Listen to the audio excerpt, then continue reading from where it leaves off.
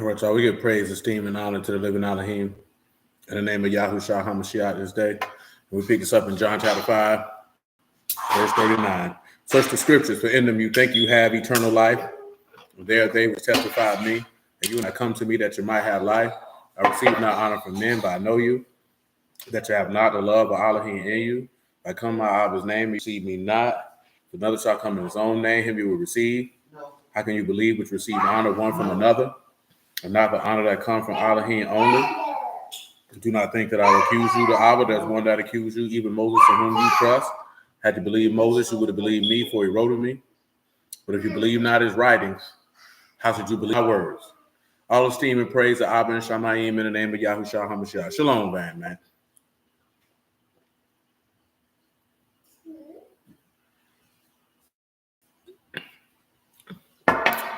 Let's hit this Hosea chapter 1.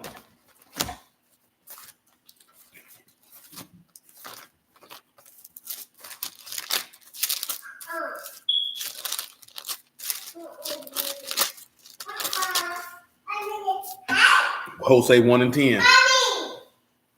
Yet the number of the sons of Yasharal shall be as the sand of the sea. God bless, Brother Smoke. Which cannot be measured nor numbered, and shall come to pass in the place where it was said unto them, you not my people. It shall be said unto them, the sons of the living Alahym.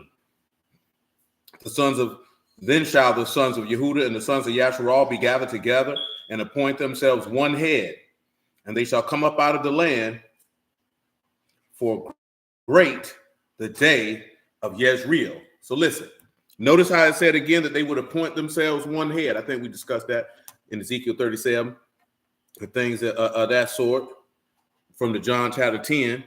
So let's just look at that real quick, because it said that give me Jeremiah 50:1. It said the sons of Judah and Yasharal are going to be gathered. Before you do that, give me Isaiah 27 and 10. Say they'll be gathered together. So when you're talking about gathered, so you know that it's kabatz, kuf, bat, sad. That's the gather. That is the symbol. That is to be gathered together. So it says they will be all gathered together. Go ahead and give me this. Shalom, Jay. Go ahead and give me this Isaiah. Shalom, Mushroom. Give me this Isaiah 27:10, man.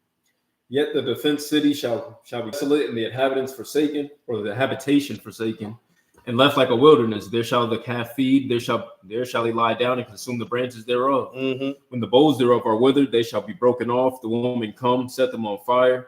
For as the people of no understanding. Shalom, my G. Shalom, that. Therefore, he that made them will not have mercy on them, and he that formed them will show them no favor. Go ahead. It shall come to pass in that day, Yahuwah shall beat off from the channel of the river unto the stream of Egypt. You shall be gathered one by one. You shall be what? Gathered one by one. What else? O you sons of Yasharal. And it shall come to pass in that day, the great trumpet shall be blown, and they shall come which were ready to perish in the land of Assyria, and the outcasts in the land of Egypt, and shall worship Yahuwah in the Kadash Mount at Jerusalem. Tell them what ready to perish means.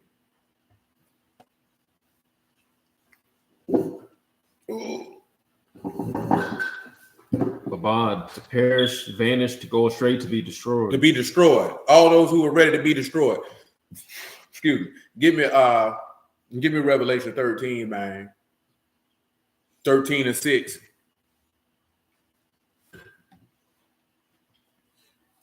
And he opened his mouth in blasphemy against Alahym, to blaspheme his name and his tabernacle and them that dwell in Shamayim.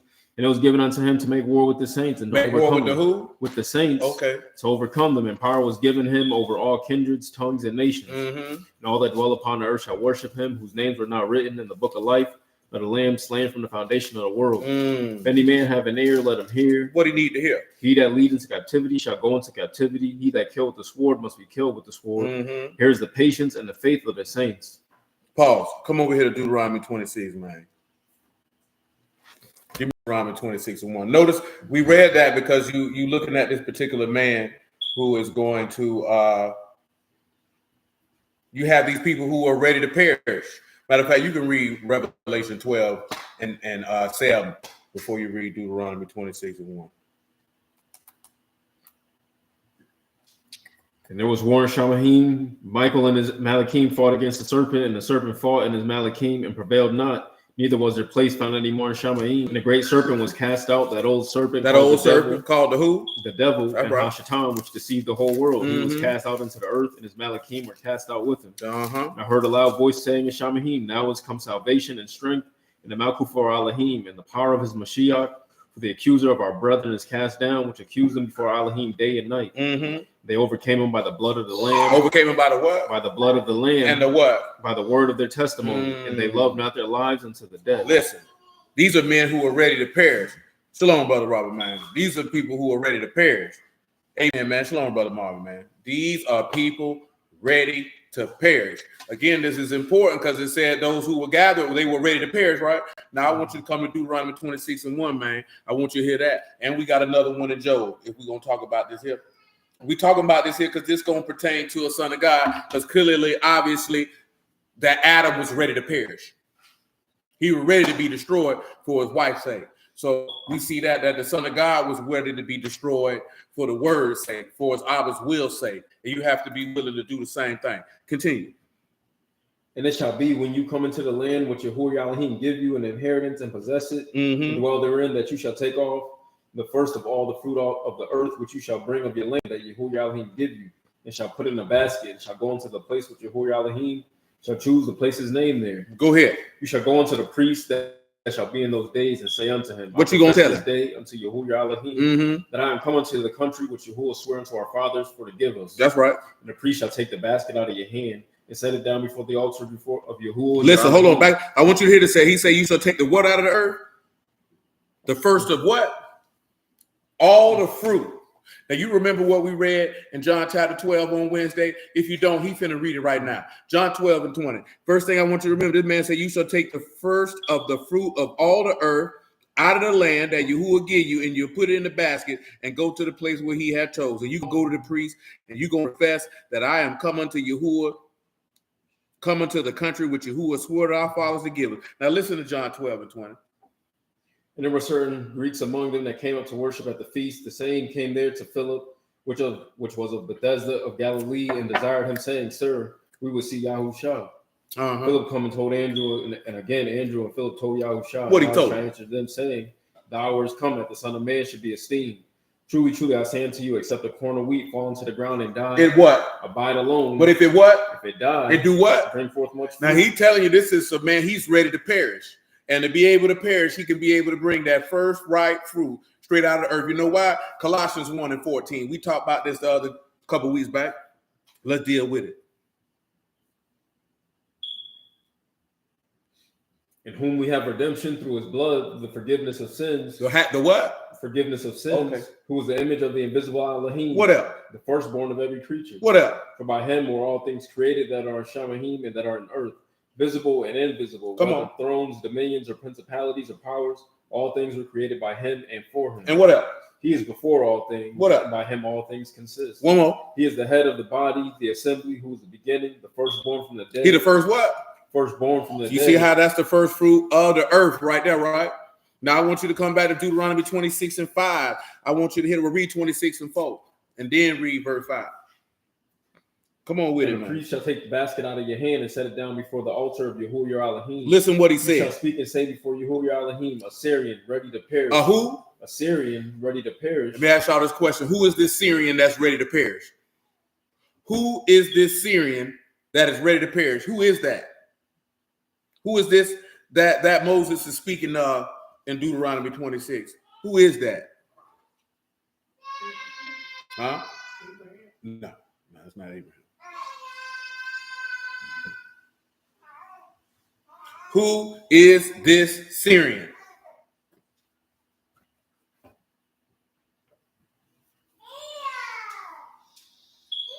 Who can tell me who this Syrian is? Joseph? No.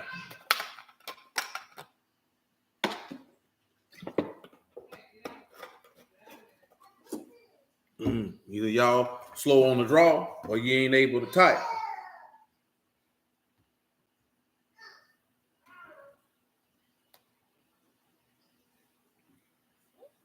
Somebody need to talk to me now. Because I got time. I can wait. At your butt.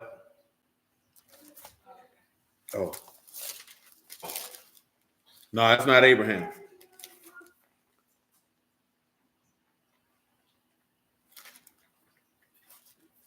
No, it's not Paul.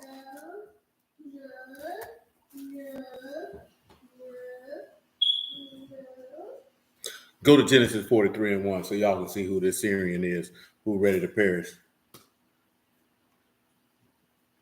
That's it, Monte. That boy said, how about Fabo? Who are you referring to? Must be a typo. I'm saying the famine sore in the land, and it came to pass when they had eaten up talking like you sleep. When they had eaten up the corn which they had brought out of Egypt, their father said unto them, go again, buy us a little food. Who said that? Their father. And Yehuda said what? Spake unto them, saying, the man did solemnly protest unto us, saying, you shall not see my face, except your brother be with you. If you are what? If you will send our brother with us, we will go down and buy you food. If you will not send him, we will not go down. For the man said unto us, you shall not see my face, except your brother with you. And Yasharal said, wherefore did you so ill with me, as to tell the man whether you had yet a brother? And they said, the man asked straightly of our state and of our kindred, saying, is your father yet alive? Is your father yet alive? Have you a brother? And we told him according to the tenor of these words. Could we certainly know that he would say, bring your brother down? And Yehuda said on the Yasharal. Now we let's look at this here because this is Jacob sending his sons down to Egypt to get corn, because Jacob is that Syrian that is ready to perish. You have to remember Jacob was a Syrian. Do you not recall that? When Isaac told him to go find a wife, where did he tell him to go? Where did Isaac tell Jacob to go to get a wife? Boop, you know where he told him to go? Does anybody know where Isaac told Jacob to go to get him a wife?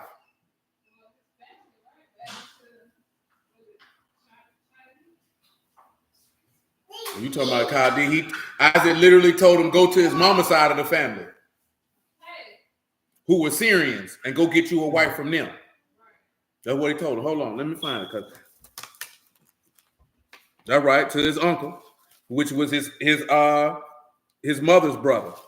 Come over here to Genesis, what, 27? It might be 27, it might be 28.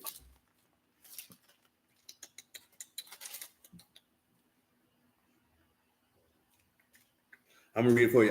Genesis 28:1. Isaac called Jacob and baruched him. Hold on, make sure I ain't skipping over that. I'm going to read you verse 46 of Genesis 27. Rebekah said to Isaac, I am weary of my life because of the daughters of Heth. Jacob, take a wife of the daughters of Heth, such as these, of the daughters of the land. What good shall my life do me? Isaac called Jacob and baruched him and charged him and said unto him, you shall not take a wife of the daughters of Canaan. Arise and go to Padan, to the house of Bethuel, your mother's father, and take you a wife from thence of the daughters of Laban, your mother's brother.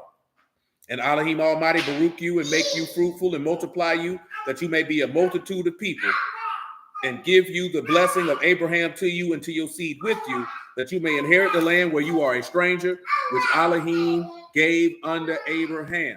So this is how you know that he is the Syrian that is ready to perish. Tell him what ready to perish is right there, man.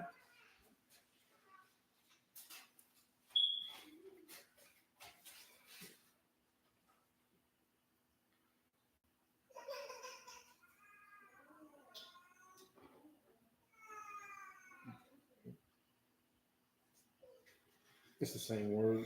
Abad. This is ready to be destroyed. Of course, Jacob was ready to die because of the famine in the land.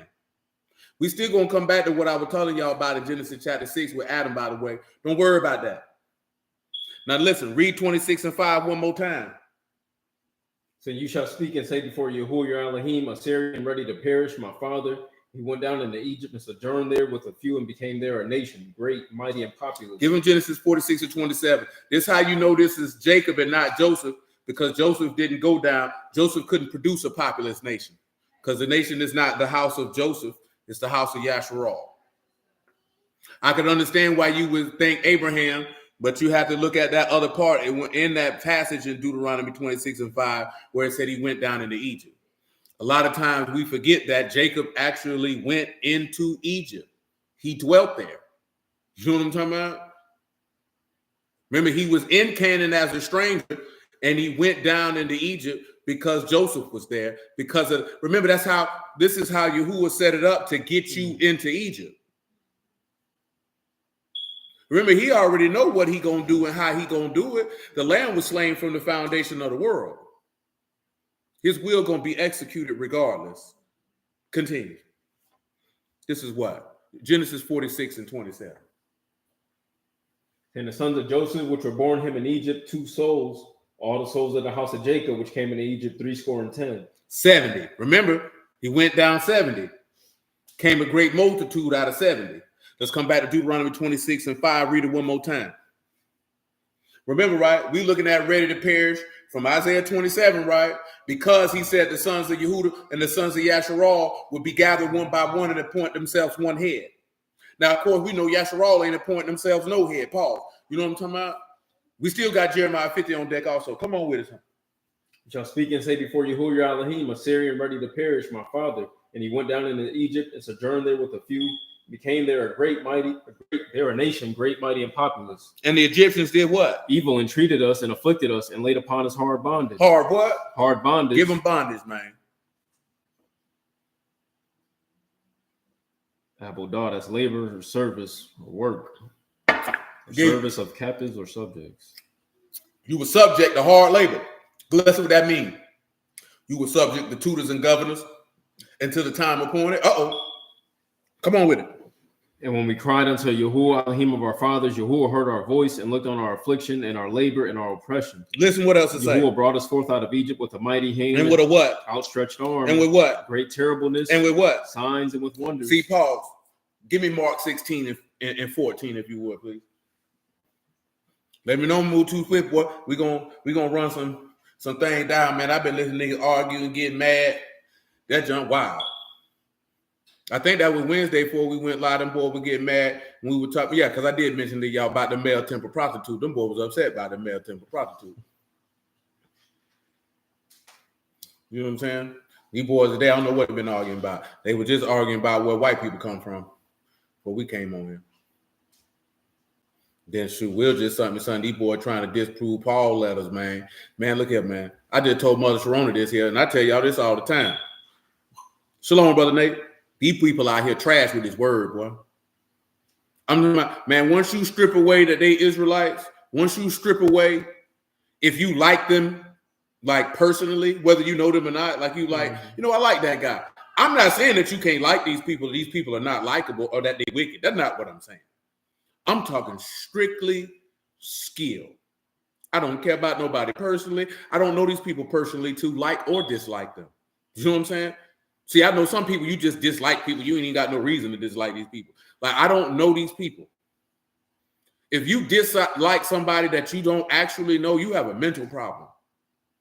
You know what I'm saying? You might see somebody and say, you know what, they ain't my kind of person. But at the end of the day, you still don't know them. You know what I'm saying? I just ain't never been like that. I don't like him. I don't even know this person. You know what I'm saying? I ain't never looked at somebody and say, I don't like him. I might look at them and tell that there might be certain things in their body language or that I can see in their eyes where maybe they might not, I can tell he might not fool with me for whatever reason.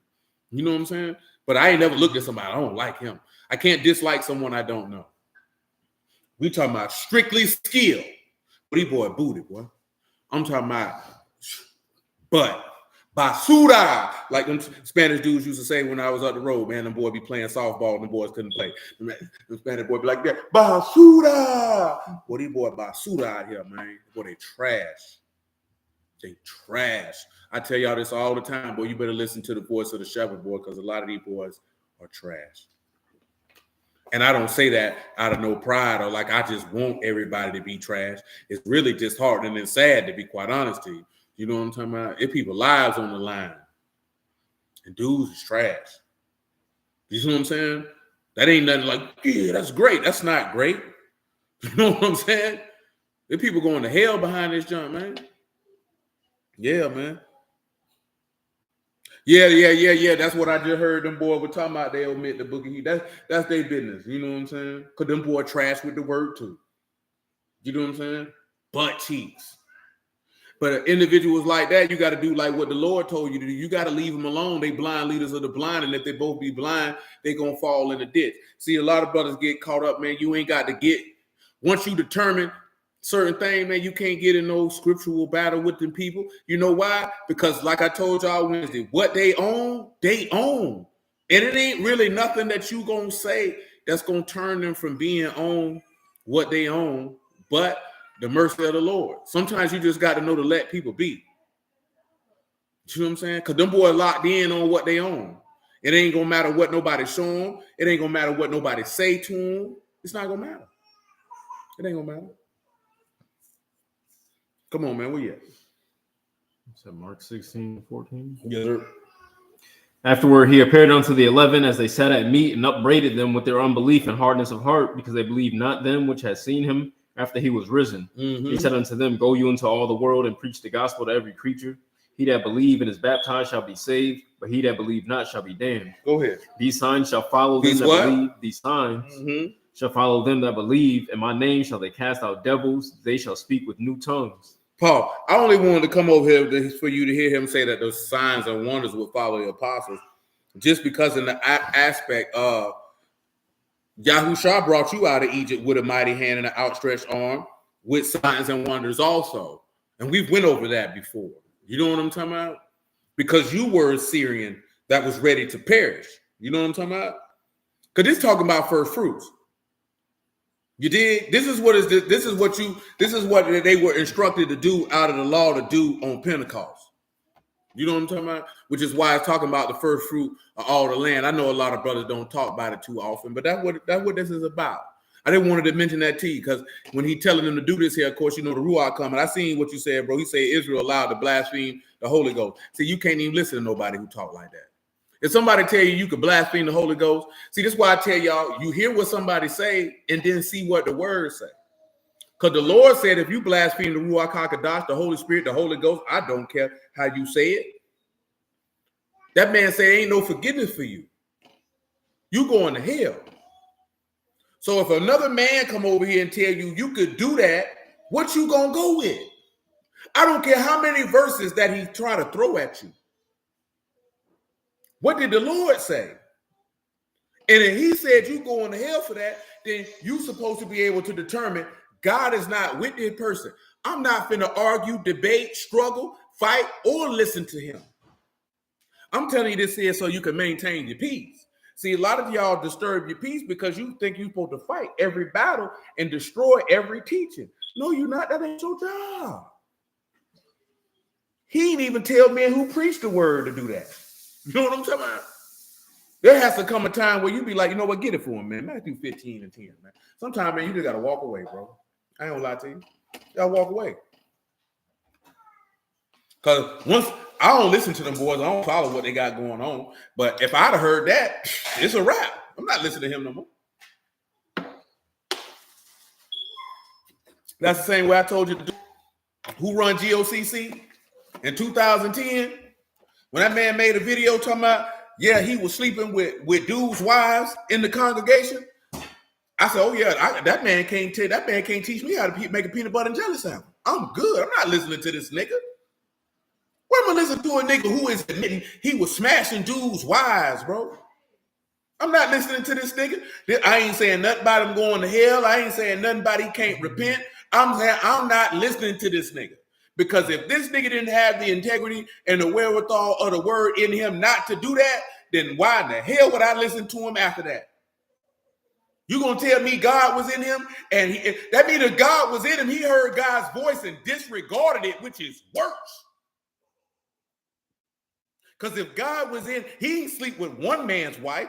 He acknowledged that he slept with multiple men's wives. I'm not telling you what somebody told me. I'm not telling you what I heard. I'm telling you what I heard from him. The video been gone, so you're not going to find it. This was damn near 14 years ago. You know what I'm talking about? But once I seen that, I said, oh, yeah, I'm good. I'm straight.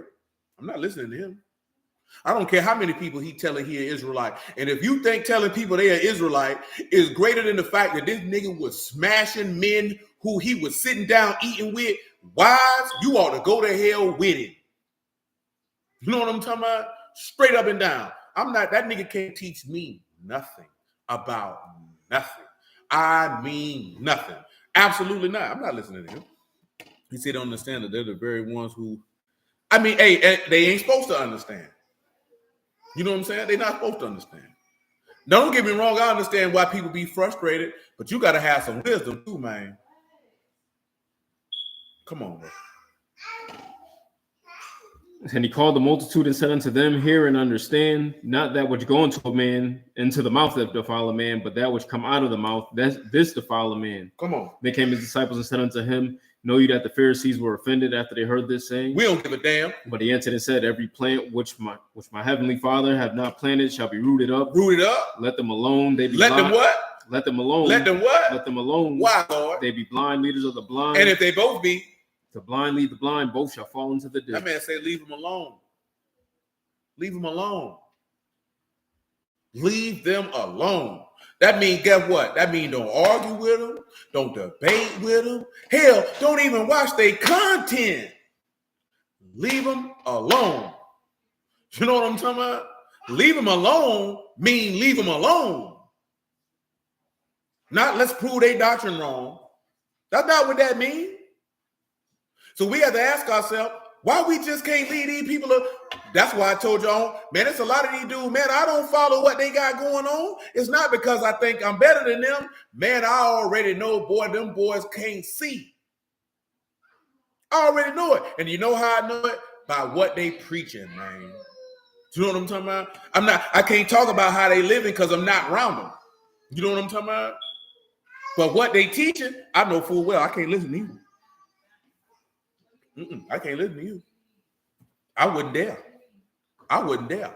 Because I'm not speaking from the perspective of somebody who will preach. Everybody, I don't care if you preach or not, or you love the word. Everybody who love the word like to hear the word brought forth. If you're a dude who preach the word, you feel like you the only person that can bring it forth, and you got a problem with other people bringing it, you got a problem. You got a real life spiritual problem. There's something wrong with you. You know what I'm talking about? There's something wrong with you. Well, a lot of these boy booty holes, man. Oh, I could believe it, bro. I could believe it. You know what I'm saying? But I can't speak on that in its totality because I'm not around them men. You know what I'm saying? And one thing I'm not gonna do is speak on men personal lives, and I'm not around them for their personal lives. And you may have been around them to be able to speak to that, and you can speak to that. You know what I'm saying? If you have been. But I can't speak to that because I ain't been around them men. You know what I'm saying? And I just say that to make sure that all y'all do the same. Don't speak on people that you don't know. Don't speak on things that you ain't observed. You know what I'm saying? You can be able to tell from what they teaching that it ain't going to bring forth no fruits. But try to refrain from speaking on men personally that you don't know and just speak on what they dropping. If they work trash, they work trash. You know what I'm saying? Just because dudes work trash don't necessarily mean that they could be evil, degenerate people. You know what I'm talking about? They just could have jumped up and thought they were supposed to be teaching when they should have sat their raggedy monkey behind down somewhere. You know what I'm talking about? Yeah, then you also got to take into account something I done told you too. A lot of brothers teach according to the construct of the person who taught them. You know what I'm saying? And some people break free of that the teachings of the person who taught them, and some people don't. You know what I'm saying? But I always try to make sure just because you don't agree with somebody teaching, don't go about trying to castigate them and cast aspersions on them personally, and you know that you don't know that man. You know what I'm saying? Let's not do that. And I'm not saying any of y'all doing that. You know what I'm talking about? I'm just letting that be known. Let's not do that. And it's not for the aspect of we all black people or we all Israelites. That's for righteousness' sake. You know what I'm saying? Everything can't be because you're black, because we're Israelites. Some things got to be for righteousness' sake. You know why? Because you wouldn't want somebody to say you this, that, there, and the third because they don't agree with what you own. Because guess what? It's people who don't agree with what we own, and they going to cast aspersions. You know what I'm talking about? And you ain't going to want them people to cast aspersions. Now, see, the difference is you could be casting aspersions on somebody you don't know, and you could be correct. They're going to be casting aspersions on you, and they will be incorrect. You know what I'm talking about? And that'll be for the esteem of God. But if you doing it, it's going to be the detriment of your own soul. You know why? Give me Proverbs 30, man, and verse 10. Tell me what it says.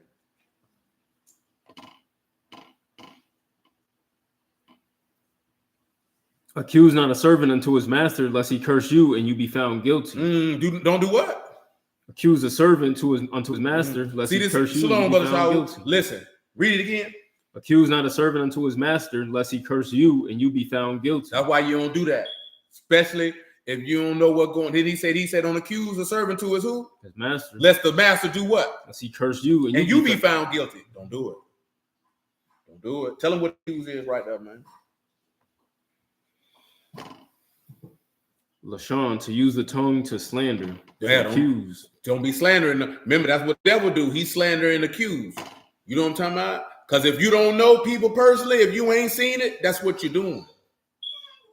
That's what you're doing. Continue. So we don't want to do that. He said, generation curse their father and do not baruch their mother. Generation pure in their own eyes is not washed from their filthiness. A generation, oh, how lofty are their eyes, and their eyelids are lifted up. A generation whose teeth as swords, their jaw teeth as knives to devour the poor from off the earth and the needy from men. The horse leech had 2 daughters. Oh, that's good. I was thinking of the other verse where he said, if you done thought evil, put your hand on your mouth. Don't say nothing. But 30 and 10 work better. Come on back where we was at, man. Where you was at? We were good in Mark 16. Yeah, we were in Mark 16. Come back over here to Deuteronomy 26 and 8. Because mainly, man, we want to make sure you keep yourself in a position where you can't be blamed. Like Paul stated in Acts 26, man, he seek to exercise a conscience void of offense towards Alahym and man. Whenever, you know what I'm saying? That's how you want to move. One thing for certain, 2 things for sure, man. You ain't got to expose nobody because these niggas exposing themselves every day. You know what I'm talking about? These niggas exposing themselves every day. You ain't got to say nothing. And the Lord will pull back the curtain and let you see. You know what I'm saying? Now, can you make assessments off of people based off of their actions? Sure, you can be able to assess what type of person they are if you privy to their actions. You know what I'm saying? But if you're not privy to their actions, just hold your peace. Just give yourself a second, man. That'd be like, you know what I'm saying? Some of y'all took photography in high school. You know what I'm saying? Shalom, Brother Margaret, man. That junk could just be like, just like this here, man. Just the way you used to take that doggone film and you have to go in that dog room and this, that, and the third. You know about that? You know about that? You don't know about that. Boop, you know about that? That nigga don't know about that. You ain't do that in school, man. Y'all niggas had camera phone. Yeah, I had to do that in school though, man. Take that camera, man. You gotta go in there, man. Put that doggone junk in the water, nigga. You know what I'm talking about? Yeah. You don't know about going to Eckers, nigga, and had to come back for them pictures, nigga. And say, man, say he took it in the red room. That's it. In the red room, and dark in that damn red light. I'm telling you, develop the film. They don't do that no more. You know what I'm saying? They don't do that no more. Now that junk digital. You know what I'm saying? Technology has advanced. Man, that junk ain't advanced, nigga. That junk trash. You know what I'm talking about? But yeah, you know what I'm saying? Yeah, you don't want to do that, man. Just because that's what he mean when he tell you judge not lest you be judged, man. Keep hitting to see if your hands clean. That's different. The fourth on the judging part. But yeah, don't speak on people and you don't know. Because you could get exposed. You know what I'm saying? Don't slander and accuse people, man. It ain't good. That's what Job friends got in trouble for. You know what I'm talking about? Because they went to accusing the man wrongfully just because things was going wrong. They had to turn around. Oh, you got to be sinning. You got to be this and you got to be that. That's what wicked niggas do. You know what I'm talking about? Don't do that. Remember what the Lord said about Job's friends? He said they didn't speak right like Job did. Yahuwah wasn't pleased with them men for operating like that. Go ahead.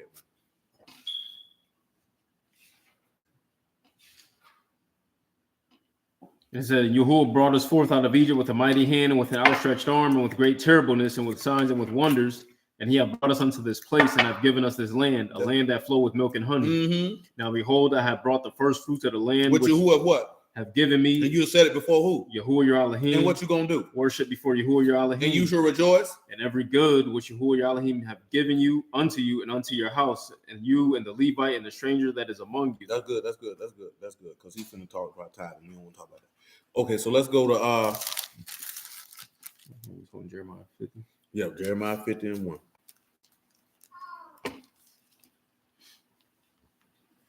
The word that Yahuwah spake against Babylon, against the land of the Chaldeans by Jeremiah the prophet, declare you among the nations, publish, set up a standard, publish, conceal not. Tell them what a standard is, man. For those that a banner, Go ahead. That's nace, something lifted up, a standard, a signal pole, an ensign, a banner, a sign, a sail. So he wants you to go up and set up a what? A standard and publish it. Tell him what publish means, man.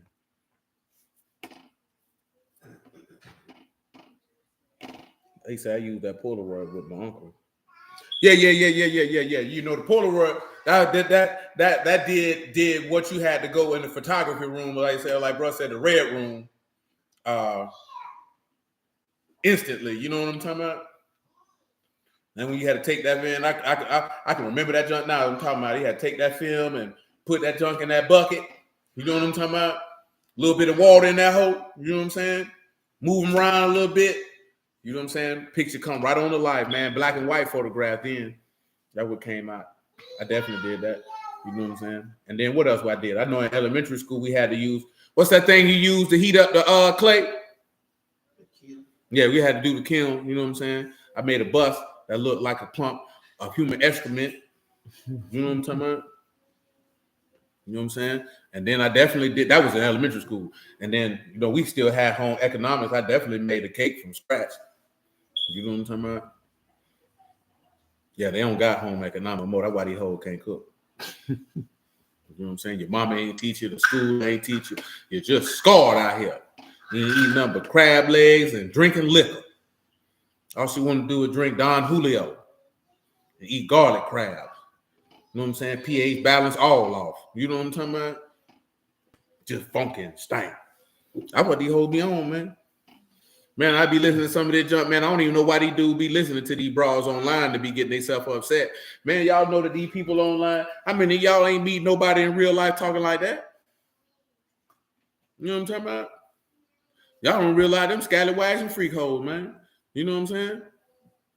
Scallywags and freak hoes. I will say this: now a lot of sisters come in the word who were scallywags and freak hoes and try to translate that over. And why these boys get frustrated? I don't know what you're getting frustrated for. You know what I'm talking about? And I just don't understand it. I seen a lady talking about up the bride pride. Who? Man, you was a goddamn fool. Look at man, I wouldn't even care if she wasn't a virgin. Why are you paying a dowry for a woman who don't live with her daddy? You know what I'm talking about? She don't even live with her daddy. Before we even get to talking about any type of sexual activity, she don't even live with her daddy. So who you paying it to? Come on, man. And then you get mad because they ask for it. What you mad for? I just like to say it's the same token when dudes be like, oh, these women selfish. I seen dudes say, you want somebody to be a poly dad, but you don't want polygyny. And I'm like, if she don't want it, why you care? And if you don't want to take care of her children, why are you talking about it? See, I'm mentioning this for a reason, man. I'm only mentioning this because, God bless Brother Langford, man. Dudes really ain't got no standards. You know what I'm talking about?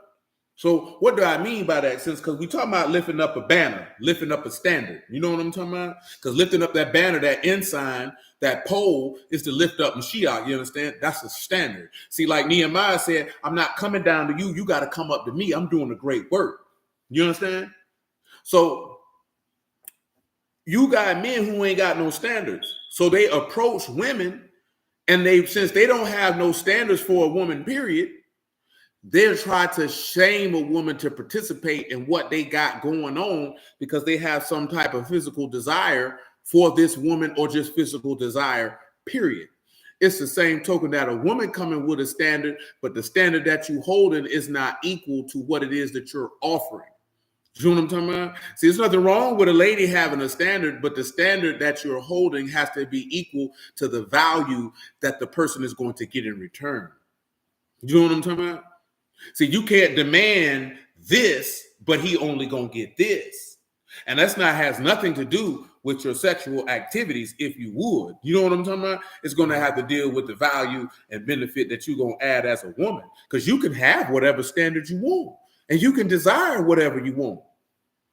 See, the problem is men and ladies, you can't get mad at people because of what they want. You can want whatever you want. You get mad at somebody because they want cheesecake, but you want chocolate cake? That bother you? Or do you just accept the fact that they want cheesecake and you get chocolate cake and you'll just hold out till some chocolate cake come? You know what I'm talking about? Well, it's the same difference. If this woman say she wants a bride price, but she don't live with her daddy, and she not a virgin, then you be like, ma'am, that's fine. You're not the woman for me because I'm not paying that. You don't got to talk down on her. You ain't gonna say nothing. I'm going over here. You know what I'm saying? But see, as a man, I'm telling you that when a man come and say you want a poly dad, why you mad at this woman? Bro, if you don't want to take care of this woman churn, what you messing with her for? See, this is what these dudes do now. This son not unpeaked now. They like to go fool with women who already got kids and feel like because they got kids already that you should go along with being my second, third, fourth, fifth wife. See, that's a sucker move. You know what I'm talking about? That's a sucker move. Because what you're doing is you're preying on somebody you believe has no options or low self-esteem or low self-worth and try to convince them and persuade them to participate in something because of the bad choices and decisions that they done made in their life. You know what I'm saying? Now, the reality of life is just because you feel like you moved past the choices and decisions that you made, that does not mean that there's not consequences for them choices and decisions, no matter how far off they may be. That's just the reality of life. It is what it is. It's nothing to be upset about. It's not a good thing. It's not a bad thing. It's a life thing. You know what I'm talking about?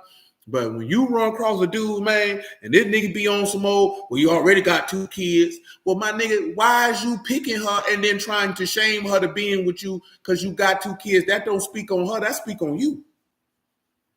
Because if you say you this type of dude, then you wouldn't even pursue that, much less try to mentally and emotionally manipulate her to come to your side. Why is you doing that? That's lame as hell to me personally. No word got to be involved. That's just lame. Why don't you just go pick women who own that? Or is it because the women that's own that don't want you? You know what I'm talking about? So then you got to go try to get other women to get on that with you. Because I look at it like this here, man. If you want 3, 4, 5 wives, man, then the women who own that, why you can't get them? Why they not coming looking for you? You know what I'm saying? Why is you in a space trying to belittle people who don't want that? That's fine if they don't want that. You think your life gonna be better that you go get a woman who don't want to be a third, fourth wife and you convince her to be one? You think you finna have a good life with that? That woman don't want that, bro. She finna give you hell. Could be a year, could be 5, could be 10, but it's coming. It's damn sure coming. You know what I'm talking about? And you're going to be around here looking sick, calling her all type of names. And that's going to be your fault. He say standard, a.k.a. standing on business. To an extent, but it's more so of the lifting up of something. Get him John 3 and 14. I didn't want to tell you that, man. Y'all got to sit back. Y'all got to actually pay attention when people talk, man. Or pay attention to the words that people string together when they post stuff, when they sharing their thoughts. Because the polydiad line was funny, but at the same token, you actually trying to ridicule somebody who wants something that you don't want because you want them to get down with what you want, which is really speaking to the lack of value that you possess as a man. Because if you really believe that you had that level of value as a man, you wouldn't even utter those things out of your mouth because you wouldn't care. You wouldn't care about a woman talking about wanting you to be a poly dad, a stepdad, or none of that, because you'd be like, no, I don't want to do that. It wouldn't even be nothing to talk about other than I don't want to do that. Just because that's what she wants, that don't make her a horrible person. That just means that's not the woman for you, sir. That's all that means. What is so hard for you niggas to understand that? But you know what the silly part is with some of these niggas, man? Some of these niggas will do all that. See, another thing too, these niggas be wanting scallywags and lazy bras too, man. You know what I'm talking about? They really don't want nobody to do nothing. Because guess what? If that woman is able to help you save money and even add on to what you're doing to help grow money, I wouldn't give a damn how many churn she had. You know what I'm talking about? You nigga get some chicks and all they know how to do is grab their ankles and spread their legs. Because that's all you want them for. That's your fault. That's your fault. You know what I'm talking about? Because you're thinking with your wee-wee, man. You ain't thinking with your brain. Go ahead, man. And as Moses lifted up the serpent in the wilderness, even so must the Son of Man be lifted up. Now give him John 12, man. Is it 12? Yeah, they're 12 and 25.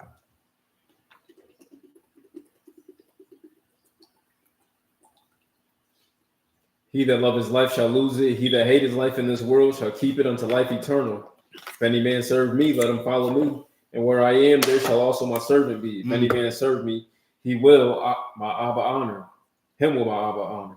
Now is my soul troubled, and what shall I say? Abba, save me from this hour. But for this cause came I unto this hour. Abba, esteem your name. Then came there a voice from Shamim saying, I have both esteemed and will esteem again. People therefore that stood by heard, said that it thundered. Others said, Alahym spake to him. Yahushua answered and said, the voice came not because of me, but for your sakes. Now is the judgment of this world. Now shall the prince of this world be cast out. And I, if I be lifted up. If I be what? Lifted up. If I be what? Lifted up. What else? From the earth will draw all unto me. Pause. Now go back to Jeremiah 50:2. Yeah, man. Dude be out here wilding, man.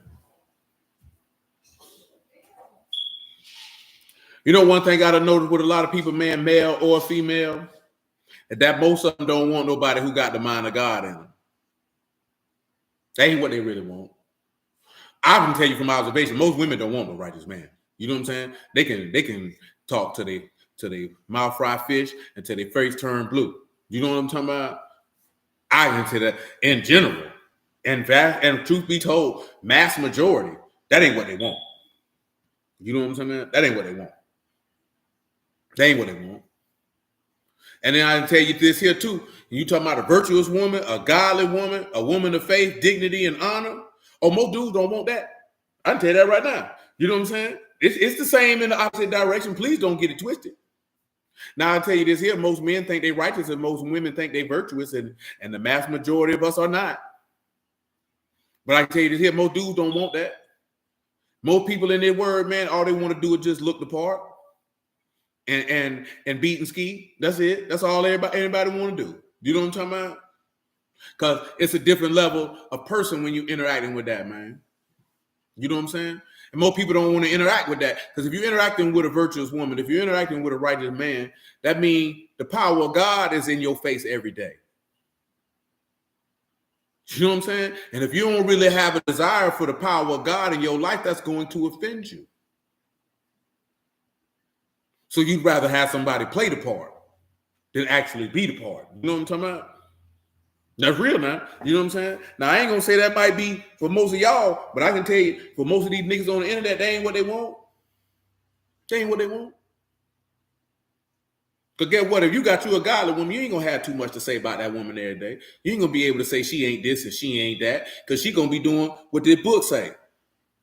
That if her husband be without the word, by her godly conduct, she gonna win you without the word. She ain't got to hit like this here. I'm gonna correct him with some precepts. She gonna live godly. Get it for him. 1 Peter 3:1. They don't know what I'm talking about. That's what a lot of women don't understand. You talk too goddamn much. All you got to do is just live it. You'll win him over with that. Then you talking all the time, but you feel like I gotta say something. All right, that nigga not gonna listen to you. Because you're coming at him as if you're in a position of authority, when all you got to do is just live it. That's all you got to do. 1 Peter 3:1. Listen to what he say. Say, likewise, you wives, in subjection to your own husbands, that if any obey not the word. If any obey not the what? Not the word. What? They also may without the word. May without the what? Without the word. Without the what? Without the word. Do what? Be won by the conversation of the Be wife. won by the conduct of the wife. Go ahead. While they behold your chaste conversation with fear. That they might behold your chaste conduct with reverence. Tell them what chaste is right there, man. That they might behold your chaste conduct with respect. That's Hagnos. That's exciting, reverence, venerable, sacred, pure. Whether they could see that your reverence for God, your pureness of your conduct, with reverence for your husband, you'll win him with that. Because if he can't be won with that, ain't nothing gonna win him. Now, this is saying somebody who's without the word, not a man you feel like he doing X, Y, Z. He don't believe in nothing. And that means you already married to him and he like that. But come on back to where you was at. See, a lot of people don't like to deal with that because then you're going to have to be a certain type of way. And most people would just rather do something else. Most people would just rather. I thought that junk was buffering or something. Most people just rather just try to get people to go along that you think you're going to persuade them with words. You're going to persuade them more with your deeds than with your words. Go back to where you was at. Read it again. To declare you among the nations and publish, set up a standard, publish, conceal not. Babylon is taken, Bel is confounded, Merodach is broken in pieces, her idols are confounded, her images are broken in pieces. Listen. For out of the north there come up a nation against her, which shall make her land desolate, none shall dwell therein. They shall remove, they shall depart, both man and beast. In those days. And in that time, saith Yahuwah, the children of Yasharal shall come, and the children of Yehuda together. What they going to be doing? Going and weeping. And they going to do what? They shall go and seek Yahuwah their Alahym. They going to seek who? Yahuwah their Alahym. What's going to happen after that? They shall ask the way to Zion with their faces thitherward. Come and let us join ourselves to Yahuwah in a perpetual covenant. That shall not be what? Forgotten. Stop. So what we read in Hosea 1, right? He said the sons of Yehuda and the sons of Yasharal will be gathered together and appoint themselves one head. Listen, let's go to Genesis 49, man. We're going to hit everything they're talking about gathering. And then we'll look at Matthew 24. Genesis 49 and 7. Curse their anger for fierce and Make their it wrath. again. We don't need to say it. Yehuda, you whom your brethren shall praise, your hand in the neck of your enemies. Mm-hmm. Your father's children shall bow down before you. Listen, your father's children gonna do what? Bow down before you. Listen. Yehuda. Hold on, listen. I said this the other day. He said that your father's what? Children. Gonna do what? Bow down before you. I mentioned this, y'all, before we closed out on the other day, man. Go to Job 38. Give me verse 4. Job 38 and 4. We'll hit Hebrews 1 right after that. But Job 38 and 4. Where was you when I laid the foundations of the earth? Where you was at? Declare if you have understanding. Hold on. Do what? Declare if you have understanding. Hold on. Read that again, man. I want y'all to let that sink in your mind now. Where was you when I laid the foundations of the earth? Where was you? Declare if you have understanding. He say, declare if you got understanding. Hold on now. Hold on, man. Matter of fact, just give him verse 1. Because I want you to hear another statement that the Lord said. Then Yahuwah answered Job out of the whirlwind and said, who is this that darkened counsel by words without knowledge? See, it's a lot of people make the advice of Yahuwah be dark or like sin because you talking, you don't know what the hell you talking about. Listen what he say. Gird up now your loins like a man. Gird up your loins like a what? Like a man. Guess what he said after that? For I will demand of you, and you answer you me. Where was you? When I laid the foundations of the earth. Pause. Go to Genesis 1 and 1. He said, where was you at? In the beginning, Alahym created Shamahim and the earth was without form and void, darkness upon the face of the deep, and the Ruach of Alahym moved upon the face of the waters. Alahym said, let there be light, and there was light. And Alahym saw the light, it was good, and Alahym divided the light from the darkness. And Alahym called the light day, and the darkness he called night, and the evening and the morning were the first day. Come on. Alahym said, let there be a firmament in the midst of the waters. That's the foundations right there, ain't it? And let it divide the waters from the waters. Go back and tell him what foundations is in Job 38, man. He said, where you was at? Shalom, my G. He said, where you was at? What's foundations in the Job 38 and 4, man? Yesod, to found, to fix, to establish, to lay foundation. Now, we just read where he was laying the foundation and he established. When he made the earth, where was you at? Let's see what Proverbs 8 and 29 say. No, my bad. 8 and 20. I had a nigga on in the Lapeef group running talking about where does God love? And then there's they coming with some more trash can regular Israelite doctrine. Man, I'm not on that, my nigga. He talking about God don't love everybody. I say, man, nigga, that man say he love those that love him. I say, if you hate him, then he don't love you. But you stupid bastard. See, these niggas make me sick. You know what I'm saying? And I explained this to this jackass. You know what I'm talking about? As explicitly and plainly as humanly possible. Now, I'm going to explain this to y'all just in case an old idiotic nigga asks you the same question. Talking about how can God love everybody?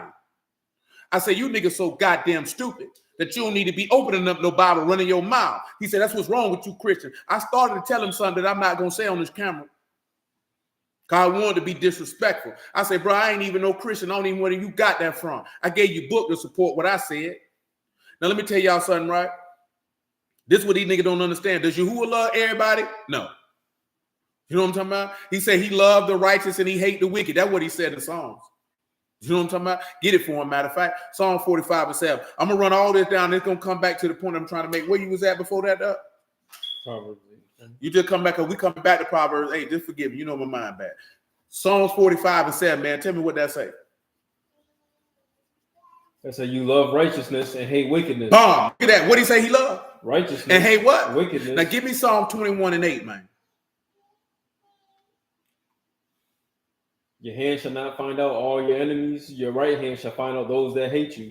Your right hand to find out those that what? That hate you. Go ahead. You shall make them as a fiery oven in the time of your anger. Yahuwah shall swallow them up in his wrath.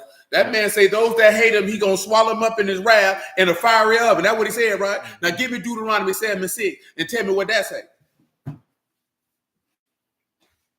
For you will Kadash people unto Yahuwah your Alahym. Yahuwah your Alahym hath chosen you to be a special people unto himself above all people upon the face of the earth. Listen what he say. Yahuwah did not set his love upon you, nor choose you because you were more in number than any people. So did. For you, the fewest of all people. What else, Lord? But because Yahuwah loved you, and because he would keep the oath which he has sworn unto your fathers, have Yahuwah brought you out with a mighty hand and redeemed you out of the house of bondage. Listen. From the hand of the Pharaoh, the king of Egypt. Listen.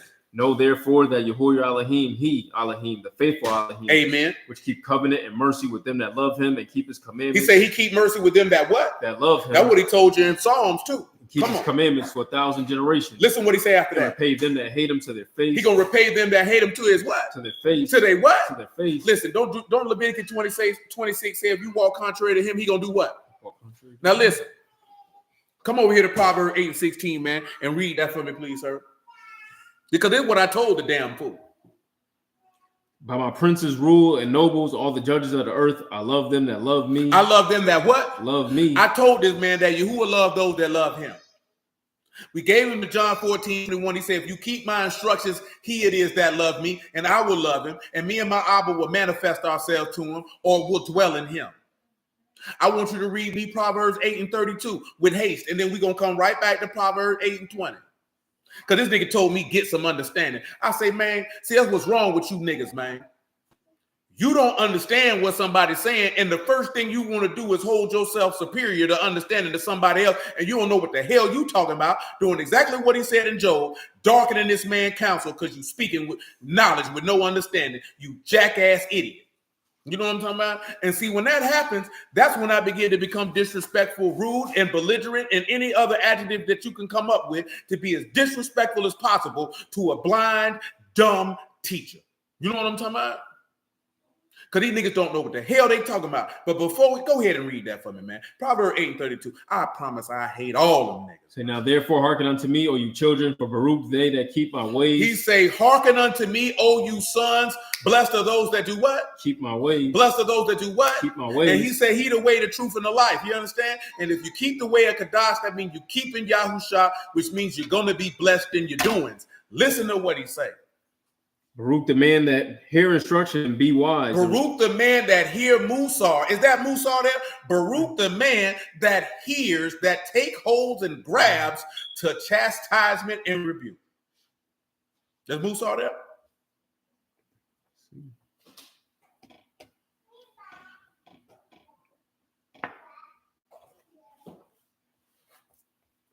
Instruction. Yep. Listen what he say. Go ahead with it. To hear instruction and be wise and refuse it not. Baruch the man that hear me, watching daily at my gates. Watching daily at my gates. Waiting at the posts of my doors. Listen. For whoso find me, find life. If you find the Son, you're going to find life. That's what he said in John 4. That's what the Apostle John said. Listen what else he said. And shall obtain favor of Yahuwah. Listen but what he said. that sin against me wrong his own soul. He that who transgress against me hurt his own self. All they that hate me love death. If you hate God, you love death. Now, see, this was what I told this idiotic fool. I say, man, the man told you that he Yahuwah Alahym, merciful, gracious, abundant in goodness and truth, long-suffering and forgiving sin. I say, the man say Alahym so loved the world, he gave his only begotten son. He went to him, the world is dealing with Israel, not the nation. Shut up, nigga. Because in Jeremiah 31, he say he draw you with loving kindness. He also told you that he say, let him that esteem, let him esteem in this and that he know and understand me. That I delight in loving kindness, righteousness, and judgment. These are the things that I delight in, saith Yahuwah. Get him Jeremiah 32:19. Listen to what else he say. Then what the Lord say about himself. I say, stupid nigga. The man also told you that he came to offer himself that he might dwell amongst the rebellious also, so that he could draw you with loving kindness, you jackass. These niggas don't know God, but you steady running your goddamn mouth. Nigga ought to knock every single solitary tooth down your throat.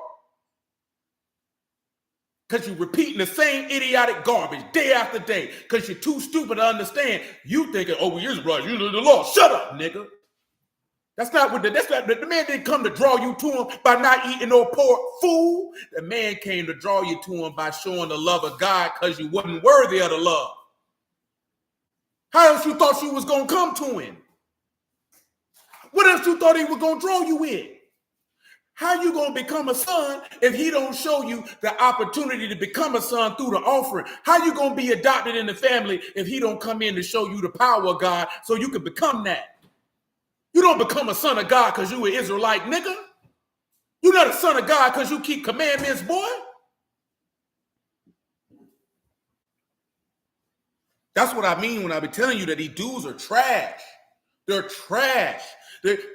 They're not going to be able to give you the information to remove the means of banishment off of you. Jeremiah told us this. Your prophets have seen vain things for you. They have not found out the causes of your banishment. If you don't have the Ruach of God, you separated from God. These men are not even giving us the information to get it so we can be one with him.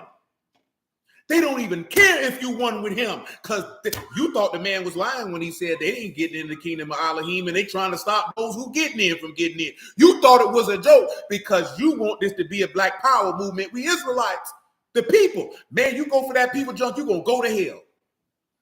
Because you're going to sit there and listen to a goddamn fool who don't know nothing, don't know his elbow from his butthole.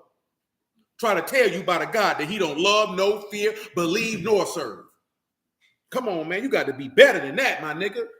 This your life you talking about, man. See, that's why I mentioned this. You boy don't value yourself. You don't love yourself. There has to come a point in time where you got to have solidarity with Yahuwah and not solidarity with people because they got the same skin pigmentation as you. Because you share the same DNA makeup as them. That you'll be willing to risk your life and risk the betterment of your life to prove something to a nigga who don't give a damn about you or the God he claim he served. You think he love you because we Israelite. Boy, that boy don't love God. How he gonna love you? He don't love the man who died for him. How he gonna love you?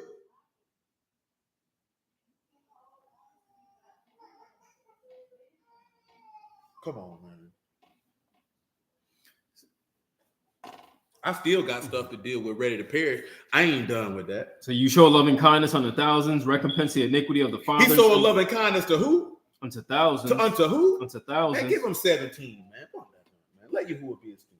Ah, Yahuwah Alahym, behold, you have made Shamahim and the earth by a great power. He made Shamahim and what? The earth by a great power and stretched out arm. There is nothing too hard for you. Ain't nothing too hard for you. You show loving kindness unto thousands. Unto thousands. Recompense the iniquity of the fathers into the bosom of their sons after them. Great, the mighty Alahym, Yahuwah of hosts his name. Great in counsel, mighty in work. Great in what? In counsel. Mighty in what? In work. What else? For your eyes open upon all the ways of the sons of men to give everyone according to his ways and according to the fruit of his doing. That man said he showed love and kindness to thousands, baby. Give him Jeremiah 31:1 just in case they didn't know where he said he'll draw you with love and kindness. What you think you coming into this man to try to come to a covenant with your face to the ground? Bow down, like he said in Genesis 49, your mother's brothers, your father's sons gonna bow down to you. And these stupid niggas talking about don't nobody worship the Lord. Shut your stupid behind up, nigga. These niggas be arguing the other day. They trying to take the divinity of Christ. I'm not finna argue with you if you don't believe the man God. You goddamn fool. This man forgiving sins. Boy, who else can do that? The man told you the angel can't pardon your transgression. See, them people during his time knew better. They say, man, how this man gonna forgive sins? Only God can do that.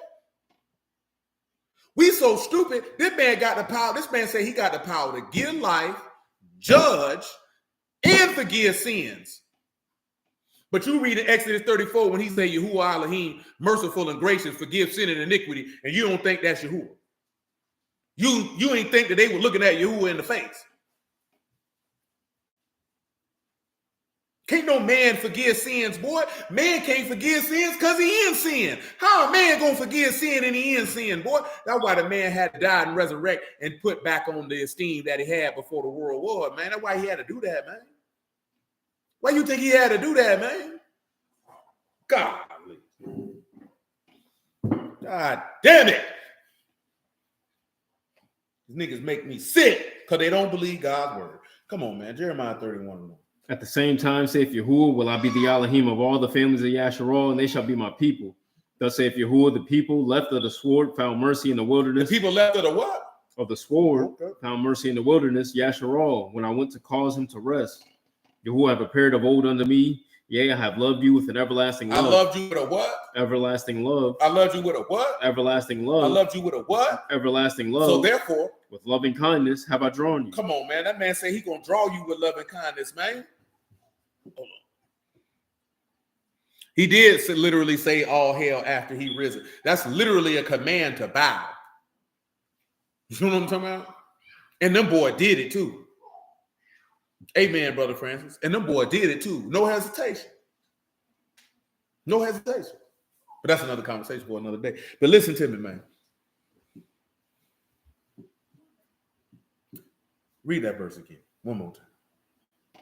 The last one you just read. Yahuwah have appeared of old unto me, saying, Yea, I have loved you with an everlasting love. Therefore, with loving kindness have I drawn you. How you think this man go? You thought he drew you? See, this is the thing. You got drawn to doctrines of men when they told you was an Israelite and keep the law. That's not the loving kindness of God, baby. That ain't. Tell them what loving kindness is by definition, man. Tell them about that word, man.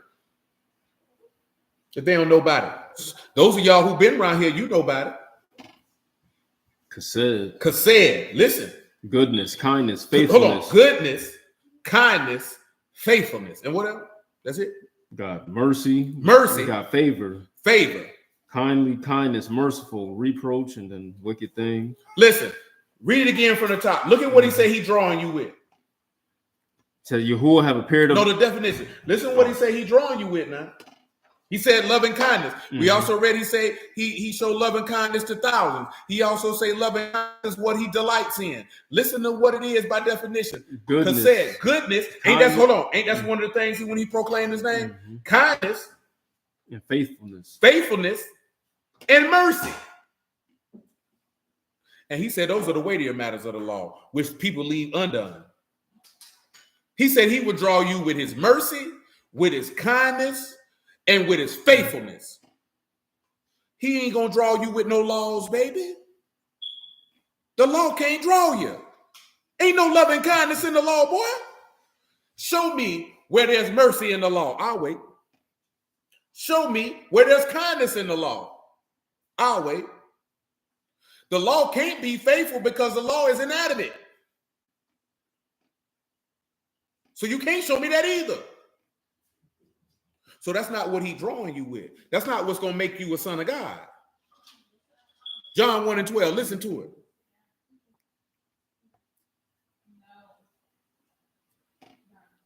But as many as received him, to them gave he power to become the sons of Alahym, to them that believe on his name. Amen, Mother Sharon. Which are born to those that believe on his what? On his name. If you believe on his Shem, his name is power and his reputation. If you believe on his name, that means you believe on his word. And if you believe on his word, then you would believe when he declared his name, Yahuwah Alahym, merciful, gracious, abundant in goodness and truth, long-suffering, forgiving sin and iniquity. That's how you know Alahym is love, because you would believe in his love and you would have followed him because of that. But see, these dudes hear love and you want to think some old soft, mushy stuff, because that's what you is. Oh, emotional, tender dick, square head nigga. That's what you is. You know what I'm talking about? See, this is something a lot of these boys don't want to deal with. A lot of these boys talk all that gangster stuff. Them boys tender dicks now. Them boys soft and mushy now. Them boys outside in the rain with the boombox singing One Wish. No, that was the song back in the day. See, you like that song, boy. They played that song so much when I was in prison, boy. Amen, Brother Smoke. That's all that was on the radio. If I could have one wish. That boy said we would be best friends. You know what I'm talking about? Which man let us up out of here. Who you telling? Them boys around here, they around here playing Mariah. I'm just saying this one here because they played this a lot when I went to prison too. Clearly, you can tell this is 2004, 2005. The boys singing "We Belong Together." You know what I'm talking about? Them boys out here with like Mario in the ring. You should let me love you. You know what I'm talking about? Your boys on a different type of time in there. The boys, I ain't talking about. No, that's just what they playing on. You know, I mean that's regular radio. They gonna play. You know, them boys gotta have them headphones now. You gotta listen to something. You got no tapes in there. You know what I'm saying? We had smuggled some MP3s where I was at though. You know what I'm saying? So you had a little variety. But also I was in Tallahassee, so you had FAMU radio stations, so you definitely was going. Oh yeah, you whatever they playing, whatever's popular. Some but see with FAMU radio station is different because it's not like a regular radio programming. So whoever had a show, he playing what he wanted. You know what I'm saying? Because it was definitely a nigga who used to play UGK every Friday night. I appreciated it too. You know what I'm talking about? Better than listen to this trash they were playing during the day.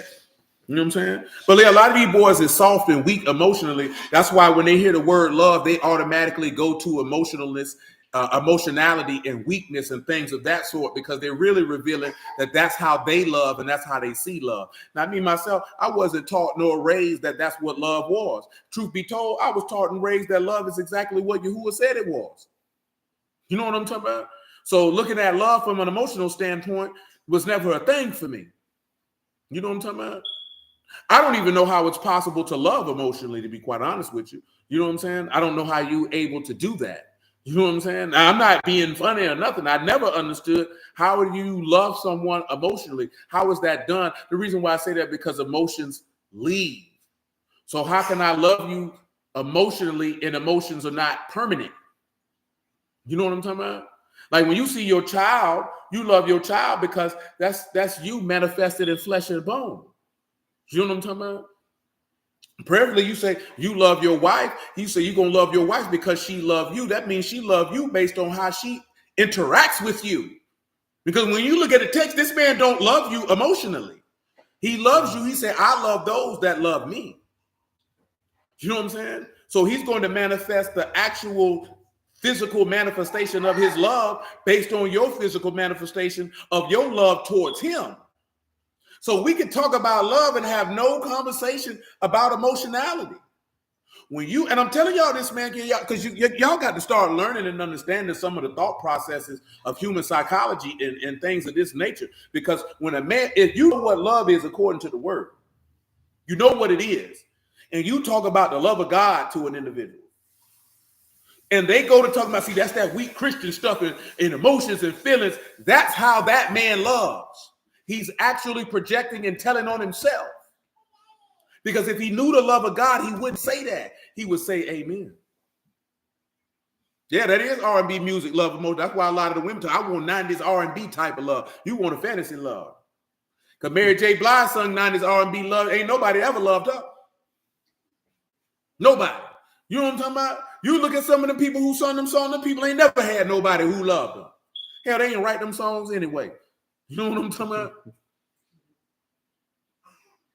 Then you got people talking about they want a Bobby and Whitney love. They was on cocaine. I don't want no love that's got to make me get on cocaine. Them boy were geeked up, man. That's a love I don't want. If I got to be high on cocaine to love you, I don't need you, baby. That's a destructive type of love. That ain't even no love. That's lust. And lust expires, baby. Lust expires. You know what I'm saying? That man already told you love never fails. Most people ain't never loved nobody. That's why they keep changing people in their life. You ain't got no love in you, man. You don't know what that means. You don't know how to love somebody who don't like you. You don't even know how to love somebody you don't fool with. And you know why you don't know how to do either one of them things? Because your emotions are involved. That's why you don't know how to do it. You know what I'm saying? Yahuwah loved us when we was contrary to him. Why you can't do that? That's what he mean when he say be perfect as your Father in heaven is perfect. It's quite, I ain't gonna say I dislike him. There's quite a few niggas I don't fool with. I can show them love. Ain't no pressure, baby. I just don't fool with you. And I let it be known that I don't fool with you. That don't mean I ain't got no love for you. That ain't mean I ain't gonna show you no love. But I'm not gonna act like we cool though. I'm not gonna act like we brothers or friends. That I'm not gonna do. You know what I'm saying? And I would advise y'all not to do that. Don't be walking around here acting like you cool with people and you know you don't fool with them. You know what I'm saying? Just be a professional, be an adult. Just because you don't fool with people don't mean you have to be rude, incredulous, sanctimonious, a douchebag. You don't have to be any of those things. You can respectfully and let it be known, hey, it's all good, baby, man, but you know, I don't fool with you like that. Yeah, I don't fool with you like that, bro. And you know I don't fool with you like that. I'm not going to be in your face phony, but I'm a professional. I'm a mature man. I don't have to be belligerent and disrespectful because I don't fool with you. You know what I'm saying? It's nothing personal, but the way that you have conducted yourself previously has caused me to have to interact with you in a different fashion going forward. It's nothing personal, but for the sanctity of my own mind and for the principles and honor of which I live and stand on, that will not allow me to interact with you in the fashion that you would want me. See, some people can interact with people like they cool with them when they know they don't like them. I don't know how to do that because I'm just not finna talk to you. You know what I'm talking about? Not finna do that. I ain't gonna be like, nigga, if you hoe, nigga, you want to fight? I'm not finna do all that. You know what I'm saying? What you gonna do all that for? That means you ain't even in control of yourself as a man. That means you still immature. That's high school stuff, boy. You a grown man. That's not necessary. The word of God don't teach you to do that. You got niggas in the word want to fight because they don't like a nigga, because they disagree with a nigga doctrine. Nigga, you 8 years old in the brain. You're a child. You're a child masquerading as a man. You know what I'm talking about? And brothers will look at that and think that's solid. Women will look at that, yeah, he's a warrior. That nigga's a goofy. That nigga's an emotional child. You know what I'm saying? That's what he is. He run across a stone cold killer, he gonna put his dick in the dirt. You know what I'm talking about? Because stone cold killers ain't got no emotions. Because they don't kill nor react off emotions. They kill and react off of violations of the standards that they live by or threats of violence. Not because I just don't like you. A killer could be in your presence and don't like you and don't do nothing to you until you cross him. You know what I'm saying? Now he gonna counteract on your aggression. There has to come a point in time as a man that you don't allow your anger or your thoughts or opinions of others to dictate how you behave, especially if you profess to be a man of God. How, nigga? But that nigga say, how, Sway? How? After a while, the word got to take root in you, man. You ain't supposed to be behaving like that. You know what I'm saying? Like, nah, brother. Hey, it's all good. You know what I'm saying? I can tell you that there. Shoot. Some of the boy was on there, man. Look at man, this dude, man. I ain't had no problem with him, but that boy was out of pocket. You know what I told him, Civic? I said, man, let me tell you something real, man. I said, boy, I love you, boy. I can't fool with you no more. You know what I'm saying? And he thought I was playing. Like, oh no, that was the end of the conversation, brother. Ain't nothing else to talk about. And I meant that too, man. I love you now. I love you enough not to fool with you no more. You know what I'm talking about? Yeah, I love you enough not to fool with you no more. Ain't nothing personal, bro. If you called me, if that nigga called me right now, he was in genuine need and I was able to supply his need, I wouldn't have no problem doing it. And after I help you out, I'll go about my way. We don't need to have no extended conversation. We don't need to hang out or none of that. Because I told you, boy, I can't fool with you. You know what I'm saying? I can't fool with you. You crossed the line that you can't recross. You violated ethics that I lived by before the word came about. You crossed the line, we good, baby. We good. It's nothing perfect. Yeah, but we good. Ain't no coming back from that. You know what I'm saying? You're a dishonorable man. Ain't no coming back from that. And it is what it is. The reason being is, listen, right? And I told little brother this week, and I've told y'all this plenty of times. The reason is you take what people do personally. You don't got to take what people do personally because 99.9% of the time, the things that people do ain't got nothing to do with you. It's a reflection of how they feel about themselves. You know what I'm saying?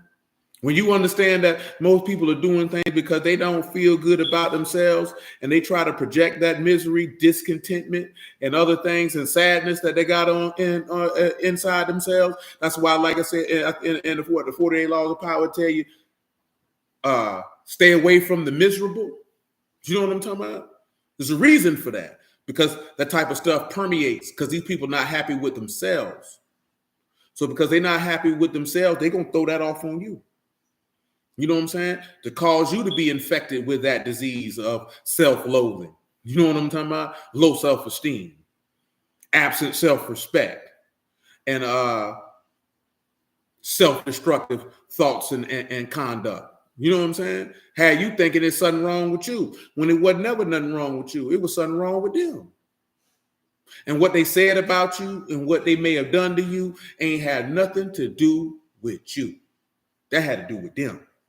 And when you can know and understand that and let that come to your mind, then the things that they do won't bother you. Remember what the Lord said? He said, man, get them Luke 6:21. It's the same thing if you standing on the word, man, and people do you like this here. Remember, man, at Thessalonians, he said, he that despiseth not man, but Alahym, because he's given us his Ruach HaKodesh. So even when you standing on the word and people got stuff to say about you or this, that, there, and the third, they ain't got a problem with you. They got a problem with God. Luke 6:21, run it from me, man. Baruch that hunger now, for you shall be filled. Baruch you that weep now, for you shall laugh. Baruch are you when men shall hate you. And blessed are you when men shall what? Hate you. And what else? Separate you. Separate from your company. And shall reproach and cast out your name as evil. And dishonor you and cast your name as evil. For the Son of Man's sake. Rejoice. For the Son of Adam's sake, rejoice. In that day and weep for joy. Shalom, Sister Kelly. The reward great in Shamayim, for in the like manner did their fathers unto the prophets. And at the end of the day, it was God that they hated. It wasn't you. You know what I'm saying? No, because when you learn that and you don't start taking that stuff personally, then the way that people behave may not affect you in such a negative fashion. You may not get as angry or this, that, there, and the third, because you'll realize, shoot, you can somebody do something, you can look at them and say, you all right? You hurting on the inside? You want to talk about it? You need a hug? Man, you throw people off with that type of stuff. They be like, what's wrong with this nigga? Because clearly, baby, ain't nobody love you. Come here, baby. I'll give you a hug. You look like you need a hug. Come on. You need a warm beverage? What's going on? You want to talk about it? Man, you'll be surprised how many people do stuff because they ain't got nobody to talk to. You know what I'm talking about? A lot of people be lashing out like a 6-year-old. Grown people. Y'all don't be realizing it, though. Now, some of these niggas just evil and vindictive and malicious, and you just have to cut them niggas off. You know what I'm saying? Let that nigga there stew in the pot of misery by his doggone self. You know what I'm saying? You got to know that too. As a man, you want to stay away from the lazy and uninspired. You know what I'm talking about? Niggas ain't hitting on nothing. You know what I'm saying? They ain't going to do nothing but suck the energy out the room. You know what I'm saying? Dead serious, though. You don't want to be around niggas who complain all the time. You don't want to be around people like that, man. Word or not. They don't do you no good. The reason why I'm saying that, because if you in the word and you have a positive outlook on life and this, that, there, and the third, or you seek to strengthen your brethren, when whatever the case may be, a person who like that, they're going to begin to resent you because they're going to pretend that they own that, but in reality, they not. And they hate you because what you are, they wish they would be, but they're not willing to put in the work to be that. You know what I'm saying? Where you was at? Jeremiah 31:3. Yeah, we good at that. We was at for the back to Job. Oh, I need you. Yeah, read Job 38 and 4 in Hebrews, man. And you know what? Just wait a second. You read Job 38 and 4. No, we had the Proverbs 8 and 20. Yeah, let's finish that Proverbs 8 before I go to Job. I need to do that first. Come on. Proverbs 8 and read me 16 again. Said, by me princes rule and nobles, all the judges of the earth. I love them that love me, and those that seek me early shall find me. Listen. Riches and honor with me, durable riches and righteousness. That's right. My fruit better than gold, yea, than fine gold. My revenue than choice silver. That's right. I lead in the way of righteousness in the midst of the paths of judgment, that I may cause those that love me to inherit substance. Paul, he said he's going to cause those that love him to inherit what? Substance. With substance. See, a lot of people see that's wisdom. That's a woman, but that's the Lord. I'm going to tell you something. We're going to read verse 22. Who is my witness before whom I stand? That Proverbs 8 and 22 in 2009, that was the first time I seen the Lord in the book. I remember that one. I said, boy, that's the Lord. God said, boy, I'm going to show Fat Boy this when I see him. Well, I done spotted him in this book. You know what I'm talking about? That was the first time. I'm talking about, yeah, that Proverbs 8 and 22. That's the first thing I recall seeing him in this text. Like, of course, the subsequent verses after that. You know what I'm saying? Like, oh, that's the Lord talking. I said, oh, that ain't wisdom. That's the Lord. I said, oh, yeah, it's finna get real now. Come on. That word is yesh. That's being, existence, substance. There is or are, the substance, existence. Notice that he said that he should cause them to inherit what? Substance. Existence. If they inherit an existence, y'all, guess what that means they inherited?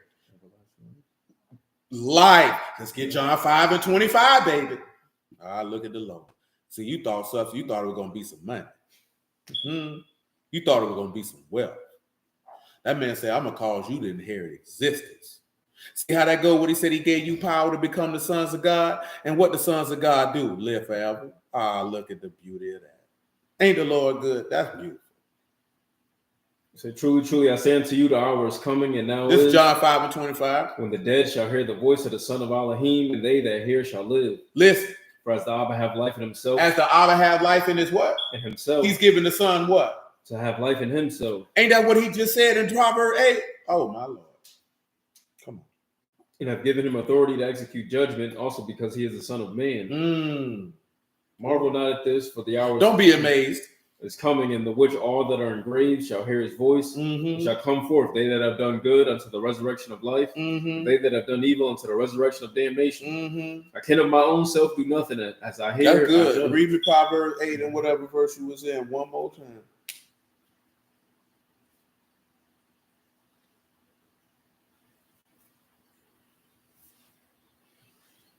Verse 21. Proverbs 8:21. Listen to him. So that I may cause those that love me to inherit. That substance. I may cause those that love me to inherit what? Substance. Inherit existence. John 14:21. Matter of fact, John 14:15. And then you can go, well, I'll tell you where you can go. Just John 14:15. So if you love me, keep my commandments. Listen. And I will pray the Abba, he shall give you another comforter that he may abide with you forever. Listen. The Ruach of truth, whom the world cannot receive. World can't get this. Because they see him not, neither know him. But you know him, for he dwells. Remember, right? If we're looking at the Ruach of truth, you're looking at the breath of faithfulness. You see that? And ain't that what he told you that he would draw you with loving kindness, and that Cat said that's faithfulness. So he give you a faith, because he said that comforter would be with you for how long? Forever. That means it's faithful, ain't it? That ain't the law, baby. And that's damn sure ain't your nationality. You know what I'm talking about? See, we talking about something with some better promises, man. He ain't promised your forefathers that. But see, brother don't want to talk about that. Because if we talking about being the son of God, that's what we talking about. See, we quick to say, I'm a son of Yah. I'm a daughter of Yah. Are you? Do you know what that entails? And I say that, I don't say this disrespectfully. I say this here for you to sit back and assess. If you tell people you were son of Yah and they was to question you on that, what would you tell them? How would you explain it to them? If you say you a daughter of Yahuwah, which be told you don't see son of Yah, a daughter of Yahuwah in here, you see son of Alahym. You know what I'm talking about? You can't be a son of Yah or a daughter of Yahuwah because you don't come from him. Literally, you know what I'm talking about? You're not begotten of him. You may be begotten of his word, but you're not begotten of him. You know what I'm talking about? So you can't even say that. You know what I'm saying? Because even if we was to say that Yahushua wasn't Yahuwah, he don't even say son of Yahuwah. He say son of Alahym because he know that he is the son of the mighty one or of the power. He wouldn't use this man's name. That's out of the level of reverence and respect. But see, we don't be thinking about that. And I understand why we don't think like that, because you want to personalize him like you would personalize with your parents. I'm not saying this like them Jewish people say you can't utter his name. That's not what we're talking about. You know what I'm talking about? It's a little different. It's a little different. See, number one, he couldn't tell you he was the son of Yahuwah because he was Yahuwah. So that would be retarded. You know what I'm saying? But how was he the father? You don't know the father name. You ain't never dealt with him. And as I told you before, we don't be realizing that because you don't understand how powerful the Father is. You don't understand that all of us would perish and die immediately because the Father can't dwell in the midst of any uncleanliness, any transgression, any impurity. He would consume it immediately. You don't realize that he gave you the Son in the aspect to spare you. But you don't understand and know him for the level of mercy and loving kindness that he possesses, because you actually have a disdain for his mercy and loving kindness because you really take it for being something that is weak. When you don't understand that he told you that his grace, is sufficient for you, for his strength is made perfect in weakness. You don't really understand that his mercy, his grace, his loving kindness, his gentleness, his goodness, all of those things are not weaknesses. That is the strength of God to give strength unto man, which is to give him life. You perceive them to be weaknesses in men. Therefore, you don't even know that you have an inherent and subconscious disdain for that in Yahuwah, because you disdain it in man. So therefore, when it is brought about and mentioned by man about these characteristics of which he declared in his name himself, you ridicule them, you diminish them, and you don't want to discuss them because you really think your God is a sucker. You know what I'm saying? You don't realize that, though. And the reason why you don't realize that is because goofy jackasses, imbeciles, idiots, clowns, and fools have instructed you in this. You know what I'm talking about?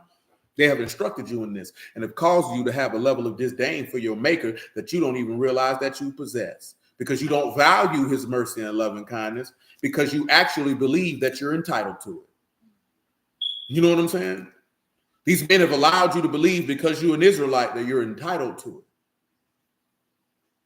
it. You know what I'm saying? And you don't understand that him giving you the power to become the sons of God is not an entitlement. It's a gift and a manifestation of the actual loving kindness, goodness, and mercy that makes him him. And that it would actually cause you to humble yourself, to exalt him, and to give your whole life to him, because he's giving you an opportunity. That's something that you ought not have the opportunity to participate in. You know what I'm saying? But you don't see that. And that's why we don't value that when those conversations are had, because you actually believe that all you got to do is keep the commandments, and you can believe that because you don't want to actually deal with, that's not how that's done, baby. That's not how that's done. Oh, no. That's not how that's done. See, it's going to be a goofy Israelite nigga. Somebody going to tell him, look at this nigga a Christian. You know what I'm saying? You can call me whatever you want, ho nigga. Just don't call me late for dinner, because you don't want these problems. You know what I'm talking about? Because, boy, I'm here to tell you, boy, by the grace of Yahushua, boy, I'm nice with mine. And, boy, you don't want to see me now day of the week, my nigga. Because, boy, you know you're trash. You know you suck. And you know you don't know God. So you don't want no problem. So just go and sit in the corner and run your mouth like the goofy nigga with the dunce cap on, man. You know what I'm saying? Because, boy, I'm not going to debate with you, boy. I'm going to knock you out like Mike Tyson in his prime, boy. And I'm going home to sip me some watermelon juice and eat me a doggone cheesecake almond cone, my nigga. That's what I'm finna do. I'm not finna play around with you. Pause. I ain't got no time for it. Play with yourself. That's what you've been doing. That's what you like to do. You like to pleasure yourself. Keep it up. Come on with it, man. Where you at? You go with John 14? Yeah. Read me Proverbs 8:21 one more time. And I wasn't saying that to be facetious, comedic, or nothing. I meant every single solitary word of that. So that I may cause those that love me to inherit substance, and I will fill their treasures. Fill their what? Their treasures. Tell them what treasures is, man.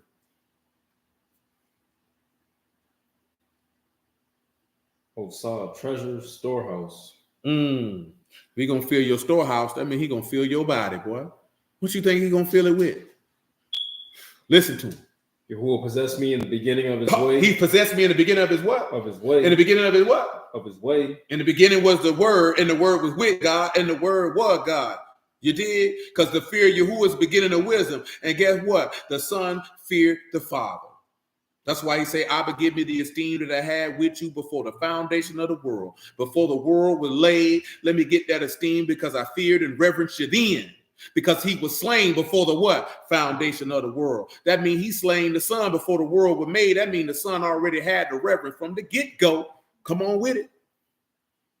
Before his works of old. Before his works of what? Of old. Okay. I was set up from everlasting. I was set up from when? Everlasting. You think that wisdom was set up for everlasting? You smoking crack?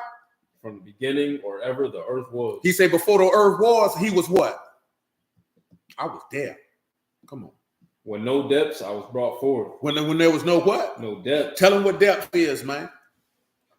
See, we're going to talk about being the Son of God. We go all the way to the tippity top. That's to home, deep depths, deep places, abyss. Before the grave was made, boy, I was there. Listen. Say, when no mountains, no fountains abounding with water. He said, when it wasn't no living waters, baby, I was there. Before the mountains were settled, before the hills was I brought forth. While as yet he had not made the earth, nor the fields, nor the highest part of the dust of the world. I was there. When he prepared Shamahim, I there. When he set a compass upon the face of the depth. When he established. Paul, tell him what compass mean, man. This gonna go back to he that was ready to perish. That's cool. Circle, circuit, a compass, a So vault. A who? A vault. Psalms 19:1.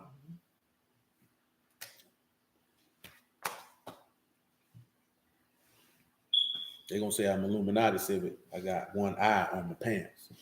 Shamahim, declare the esteem of Alahym, the firmament show his handiwork. Uh-huh. Day unto day utter speech, and night unto night show knowledge. Go ahead. No speech nor language, their voice is not heard. Their line is gone out through all the earth, their words to the end of the world. In them have you set a tabernacle for the sun. He set a tabernacle for the sun.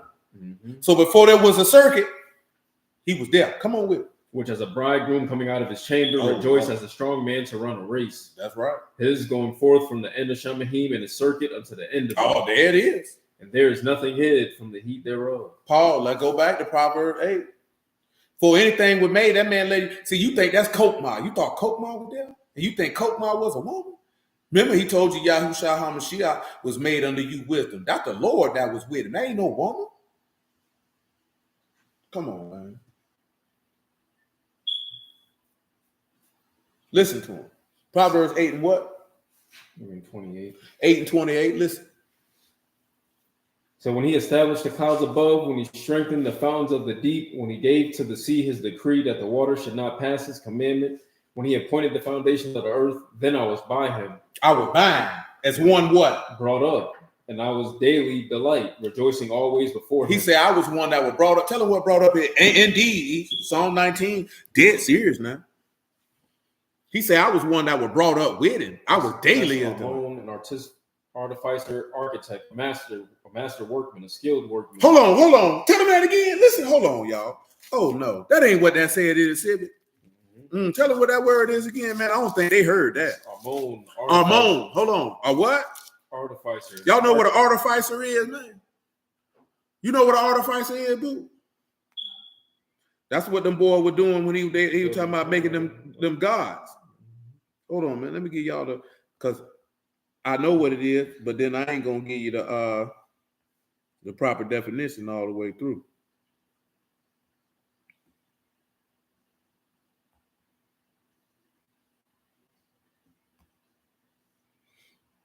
This is an artificer is a skilled craftsman. You know what I'm talking about? Not only is he a skilled craftsman, he's an inventor. He's a creator. That's right. Aaron did it. That doggone right. He's a creator. That's what a skilled artificer is now. Now listen to that Proverbs now. Read it again, Sibby. Read that definition again for him. Artificer, we got architect. Architect. What do architects do? Architects draw out blueprints. They draw the blueprints for the house before the house is built. What else that does? We got master workman. A master workman. A skilled workman. A skilled workman. We got one brought up. Listen. One brought up. Didn't we read already in Jeremiah? He said he made the heavens and the earth, stretched them out with his mighty hand. Ain't that what it said? And get what you turn around and see. You just think that means one brought up. That man letting you know the one that was with him was a skilled workman, an inventor, aka a creator. That's how you can see that the world was made by him and for him, and there wasn't nothing made that was made that he didn't make. But you thought that was wisdom, huh? You thought that was a lady. They want to sing D'Angelo. You know about that? You don't know about D'Angelo? Damn. You don't know about my lady? You my lady, D'Angelo? Your family failed you. Damn. I know somebody on here got to know that. I only know that song because my homegirl just posted that song today, talking about for herself. You ain't nobody's lady, baby. At least not today. Maybe tomorrow. You know what I'm saying? Come on, man. Proverbs 8 and read me 29 one more time. So when he gave to the sea. Hold on, back up. Give me 28. I missed something. So when he established the clouds above, when he strengthened the fountains of the deep. Tell him the deep. He said, when he strengthened, give me strengthened and give me deep. Deep is to home. That's that again. That's the deep place of the abyss, the grave. The grave. When he strengthened, how he strengthened the grave? Strengthen is Azaz, to be strong, to prevail. Paul, how did he strengthen the grave? Come on, man. He strengthened the grave because he beat it. That boy say, forgive him, man. He was a walker. That's what your cousin said. You already must have knew he said that one. I don't even know what that means. What that mean? You ain't take no bus to school. You ain't take no bus to school. What, you just sat back and listened to the wind blow on the way down? Shoot, boy, we had headphones walking or not. Hey, but how you, I don't know. Let me see when that song came out. That might have been for your time. I know it was in the 90s. It might be. Dang, so you don't even know about Devil's Pie. You had to know that if you watched Belly. They played it in Belly. What? You ain't never seen Belly? Damn.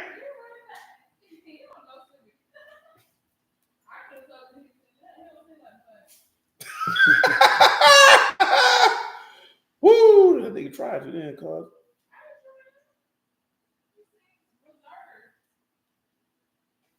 Hold on, I'm gonna tell you what year the song came out. It came out in 1995, so yeah, that's before your time. About 3. Yeah, that was 1995. Yeah, that was yeah. I mean, dang, if I seen it, was saying it in Belly, you ain't gonna know when they was getting off with they dope. They were playing that song in the background because it was about niggas selling dope. That's why it was called Devil's Pie. You know, the slice of Devil's Pie. You only must know about the song when he was butt naked. I thought everybody knew about the video this nigga did butt naked. But Johnny Go said, you got to watch Belly tonight. You know what I'm saying? I mean, Belly cool. Is it a piece of cinematic brilliance? Absolutely not. You know what I'm saying? Was it a disjointed story? Absolutely. But I think that was probably because they probably didn't allow them to tell it how they wanted to tell it. You know what I'm saying? Was it cinematography-wise? It was an absolute masterpiece. It was just basically a 2-hour Hype Williams music video.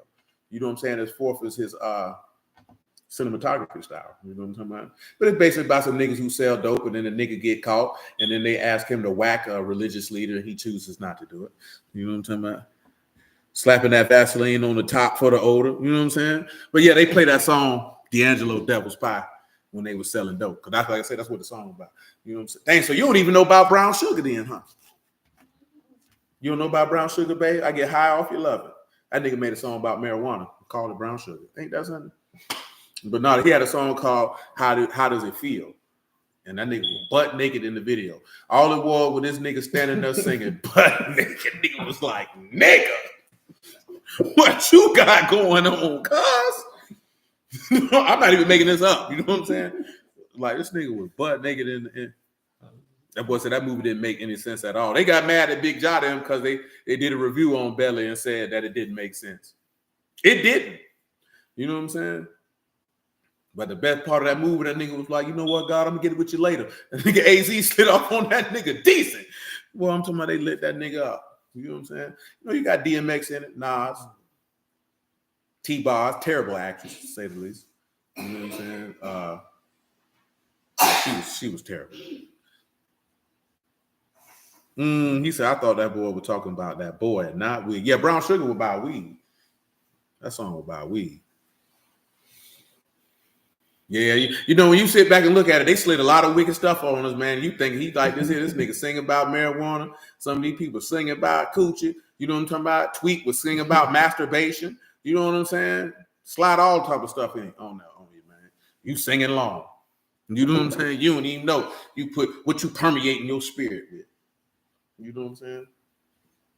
Yeah, you like this here. You like, ain't nothing wrong with it. I like that song. You wonder why you're a whore. A harlot. A whoremonger for the men.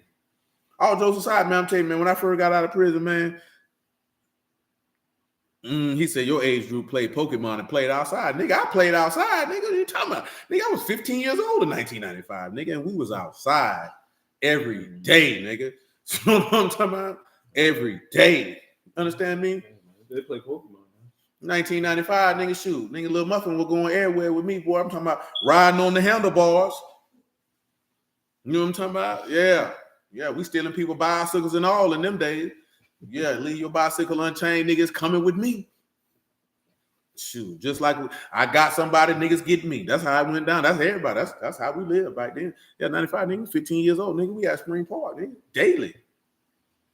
Yeah, that's right. In the house, niggas, you crazy? You know what I'm talking about? Plus, where I stayed at, man, nigga, it's different partners. I told you, man, we hanging with this. Shoot, nigga, we had about 100 friends, man. We could be in Atlantic Gardens one day, Clearview the next. You know what I'm talking about? The projects the next. You know what I'm saying? Rosemont, Candlelight, Whispering Oaks. You know what I'm talking about? All these things in Landon Imperial. You know what I'm talking about? Oak Creek, Art Museum Apartments. All this stuff in walking distance. I stayed in Mayfair. You know what I'm talking about? Spring Park Apartment. All this in walking distance in our neighborhood, man. Just moving around. You know what I'm saying? He said, I still remember the whipping for making it in the house after the street lights was on. To this day, I ain't never catch one of those. I ain't gonna lie to you. You know what I'm saying? They talk that talk. They ain't really do too much. You know what I'm saying? Because nigga wasn't never really egregious. You know what I'm saying? I remember going to Candlelight. We were young, man. Boy, our homeboy from New York came back with some bud. I'm talking about nigga was so high. Boy, I told Fat Boy, I said, boy, man, I think my heart finna stop. That nigga said, well, don't die till we get to the house. You know what I'm saying? We were about 16, man. You know what I'm saying? Just move around the neighborhood, man. That's how we were living. It was different time. You know, you children don't go outside. And we play sports year round. Basketball, baseball, football. You know what I'm talking about? At the park, nigga, in the apartments. You know what I'm saying? So I went down. Sitting around here playing Pokemon. Gotta catch them all.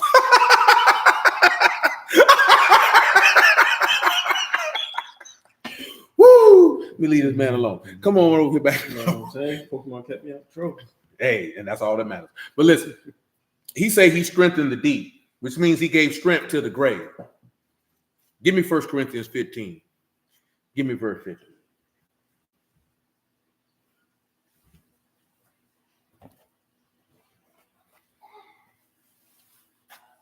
Man, I'm talking about, boy, 1995. How long ago that was?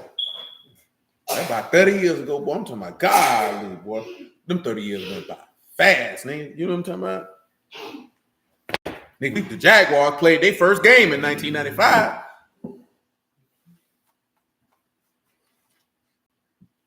Nigga, I don't even remember how the city looked in 1995. It damn sure don't look like how it look right now. I tell you that. Go ahead. Now this I say, brethren, that flesh and blood cannot inherit the Malkuth of Alahym, neither do corruption inherit incorruption. Behold, I show you a mystery. We shall not all sleep. But we shall be what? All be changed in a moment, in the twinkling of an eye, at the last trump, for the trumpet shall sound, and the dead shall be raised incorruptible, and we shall be changed. Listen. For this corruptible must put on incorruption, this mortal put on immortality. Listen. So when this corruptible shall have put on incorruption, and this mortal shall have put on immortality, then shall be brought to pass the saying that is written, death is swallowed up in victory. Oh, death, where's your sting? Oh, death, where's your what? Your sting. And oh, grave, where's your victory? Pause. Grave, where's your what? Your victory. Listen.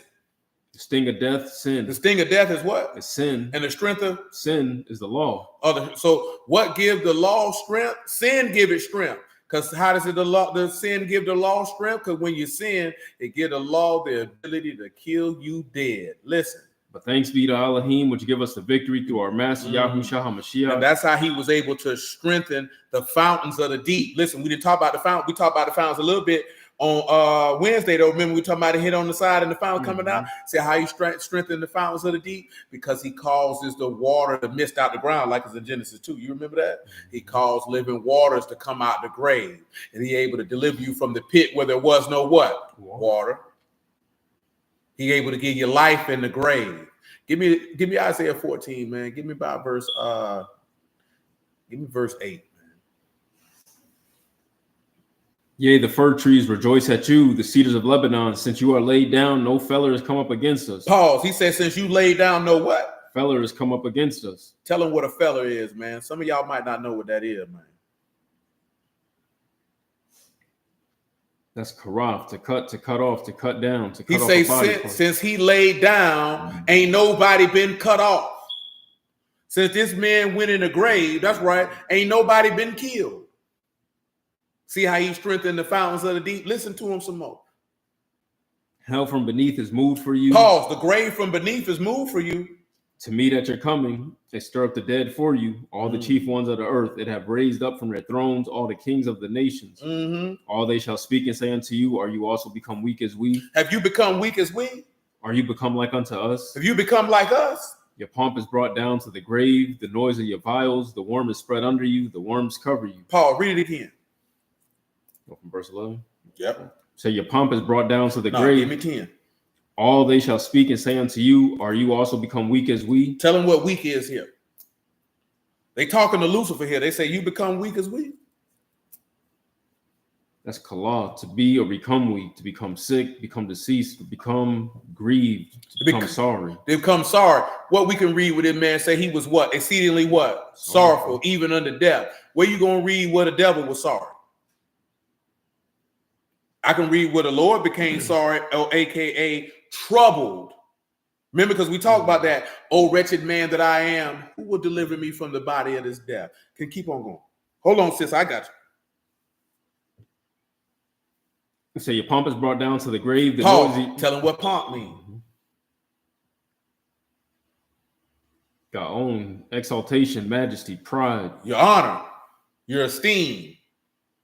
Been brought down to the grave. Keep on going. The noise of your vials, the worm is spread under Tell you. him what vials mean, because they tell you, see, noise of your vial mean he was singing in heaven. That's in the bell, a skin bag, jar, pitcher. He say the noise of your body, a skin bag, pitcher. Remember, he told you that in Jeremiah. Remember the potter making the clay? That ain't got nothing to do with no singing.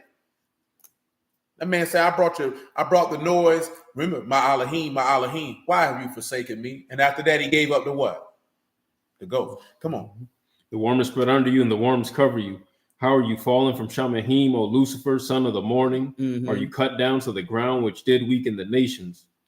For you have said in your heart, I will ascend into Shamahim. I will exalt my throne above the stars of Alahym. Keep on going. I will sit also upon the mount of the congregation in the sides of the north. I will ascend above the heights of the clouds. I will be like the Most High. Yet you shall be brought down to hell, to the sides of the pit. They that see you shall narrowly look upon you, consider you. Is this the man that made the earth to tremble, that did shake kingdoms? He says, is this the man that made the earth to what? To tremble. Tell him what tremble means. Sis just said, I was told that Killing Me Softly by the Fuji was about masturbation. I don't know, because that wasn't a song. What's the name of that lady who wrote that song? Roberta Flack. That was her song? I'm not sure. But Brown Sugar by D'Angelo, I can certainly tell you that song was about marijuana, because he definitely said that. And Tweet definitely said that Oops was about masturbation at the time. You know what I'm saying? They were a little coy with it. Back in those days when they played music videos, because they don't play music videos no more. You know what I'm saying? They don't have to play music videos anymore because you got YouTube. They just put it up on YouTube. You watch it there. I don't even know if people still watch music videos. Clearly, I seen that there's been a battle rap of the whores. You know what I'm saying? Going on that definitely has all the whores, scallywags, and foot draggers intrigued. You know what I'm talking about? Which is amazing that niggas get caught up in whore on whore crime.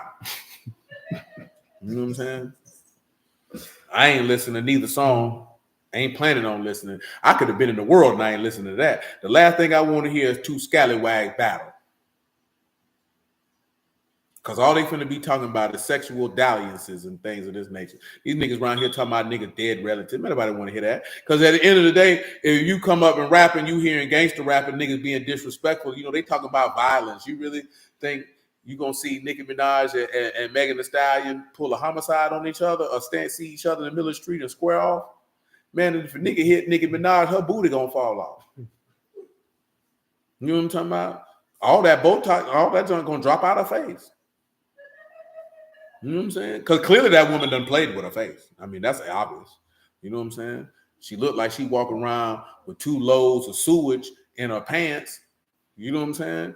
Because, baby, your booty don't even look right. Why did you do that to yourself? You know what I'm saying? At least make the stallion look like a regular person you would see on the street. Ain't nobody on earth built like Nicki Minaj. Naturally. Because if she wasn't famous, and you seen her in the street, you'd be like, ugh. I promise you would. You'd be like, she cute. Ain't that whole body built wrong. I promise. Y'all be giving people passes because they be famous, man. You know what I'm talking about? Cause like Tank ain't supposed to. There's no way that anybody's supposed to be fooling with this nigga. This man say if you suck a man Peter twice, you ain't gay. You only gay if you do it 3 times. Nigga, what? Nigga, what? You was gay when you did it the first. You was gay when you thought about it. You know what's a good idea? You was gay then. You know what I'm talking about?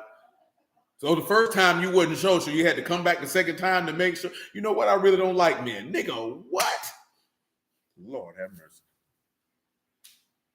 Oh, shoot. Tank said that himself, Sid. Yeah, definitely did. Tank got on the radio and say, you're not a homosexual if you suck a man's penis. You got to suck a man's penis 3 times before you're a homosexual.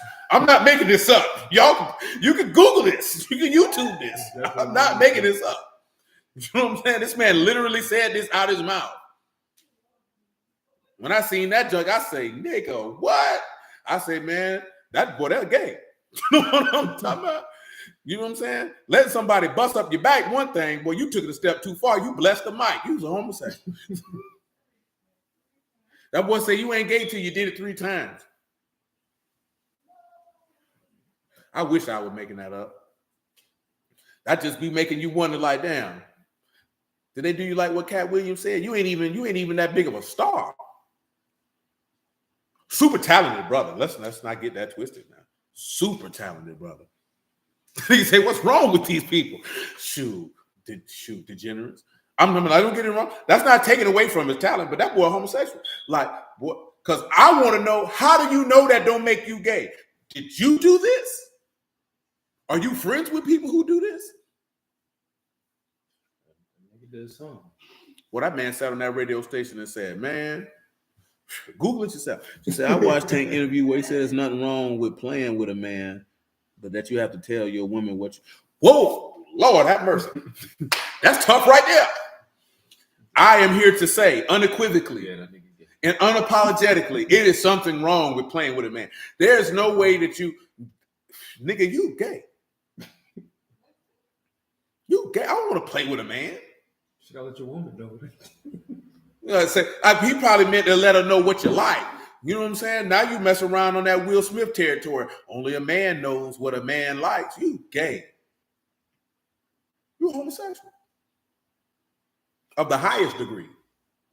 And that's why I've always told y'all for the entirety that we've been streaming on this platform that you cannot hold these people in high regard. You don't know these people. You don't know the proclivities of their deviancy. You don't know nothing that these people are into. You can acknowledge them for the talent and the ability and the space that they operate in. But at the end of the day, these are nobody that you should be looking at to say that you want your life to mirror anything about these people. That boy said this video getting flagged. They ain't gonna fool with it because it's the medical information. You know what I'm saying? It's just the medical information. You know what I'm saying? But boy, these boys, you wild. That's wild. Can't be calling people. Shoot, lying to me. Nigga, you gay, homosexual, trans, you know what I'm talking about? Transformers, more than meets the eye. You know what I'm talking about? That boy around here, he say he want to look at the one that wank, and not the one that stank. God dog. I was telling y'all that with Bill Cosby. Man, they trying to kill Bill. Man, y'all be taking up for people, man. Y'all could be taking up for sinners. Don't even know it. You could be taking up for people that Yahuwah don't even fool with. You know what I'm saying? Y'all could be taking up for people Yahuwah don't even fool with. You know what I'm saying? Like, for real, man. Y'all ain't never thought about that? That y'all be trying to justify and take up for people that Yahuwah don't even fool with because they black? You don't know what these people into. You don't even know if these people blaspheme your God in private. You can't turn around the screen, these people Illuminati, and they worship the devil and then take up for them in the same breath. Because if they worship the devil, if they're Illuminati, then they're an enemy to you and your God. So what you taking up for them for? Because y'all got the same melanin count. You's a fool if I ever seen one. Because you think the Lord in heaven cares something. Oh, he black. It's okay. He like, I'm going to kill that nigga when I see him. That's what we read, ain't it? Mm-hmm. Okay. Where you at? Yeah, the definition of tremble. Yeah. That's regards, to tremble, to quake, to rage, to quiver, to be agitated, to be excited, to be perturbed. Go ahead, man. He said, these are people, this the man that made the nations angry? Because you know they were shaking when that earthquake. Read that verse from the top. Call it for him, man. Verse 16, Isaiah 14 and 16. 14 and 16, because that's what I wanted the whole time. Say, they that see you shall narrowly look upon you, consider you. Is this the man that made the earth to tremble, that did shake kingdoms, made the world as a wilderness, destroyed the cities? That's good, man. All it's talking about is how he strengthened the deep, or the fountains of the deep, I should say. How he brought forth living waters out of the ground that man might live. Come on, Proverbs 8, man, and 29. If we're going to talk about it, then we're going to talk about it. You know, you just got to be careful, man. And, you know, I know people like entertainment, man. You know, I know some people are more lenient with people with secular stuff, man. I know some people are more stringent. I tell you, make sure you guard your spirit. You know, some stuff, man, it might be better for you not to watch it. Some stuff better for you not to listen to. I've been telling you for years, anything you let your kids watch, you should have already watched it, to make sure it's even acceptable for them to view. And if you're too lazy to watch it before they watch it, that's a poor reflection on you. That means you don't give a goddamn about your children, because you know what type of time these people on. You know what type of time they on.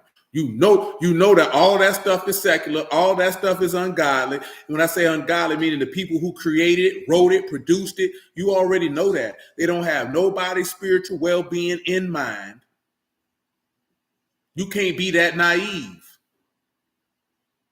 And the naivety come in because you giving them children credit for being where you at as an adult. They're not an adult, they're a child. They ain't thinking about what you think about. They ain't seen what you seen. They ain't experienced. Do you not understand they're learning life as they're going the same as you? And that you have the mistakes to draw from your childhood and adolescence and young adulthood that they don't have to draw from?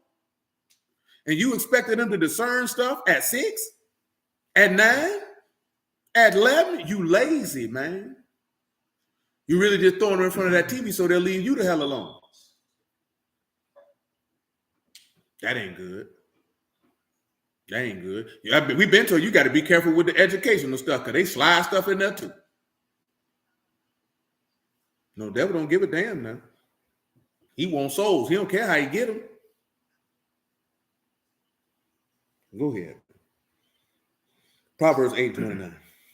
When he gave to the sea his decree that the water should not pass his commandment, when he appointed the foundations of the earth, then I was what? By him, one brought up, and I was daily delight. So he said I was by him as a what? An artificer, an inventor. Come on. I was daily what? Delight, rejoicing always before him. Rejoicing in where? The habitable part of his Listen earth. Where he say his delights was with. And my delights with the sons of men. Tell him what delights men, man.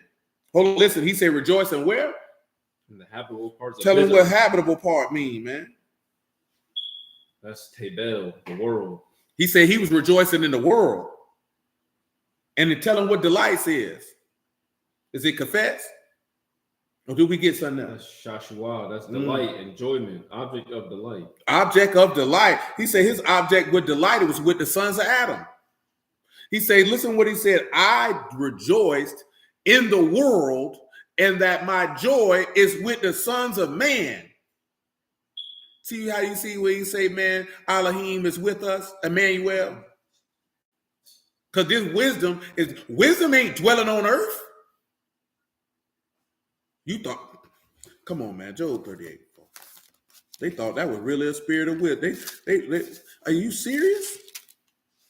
And when I say that, I'm just saying that in the aspect of for us to pause and consider. Not that there's anything wrong with y'all. I'm really talking about people who call themselves teaching the word, not nobody who reading the word. Because I could see if you read the word, it said wisdom, and you would thought that was wisdom. What else you would have thought? You would have thought nothing other than that, and you wouldn't have been wrong.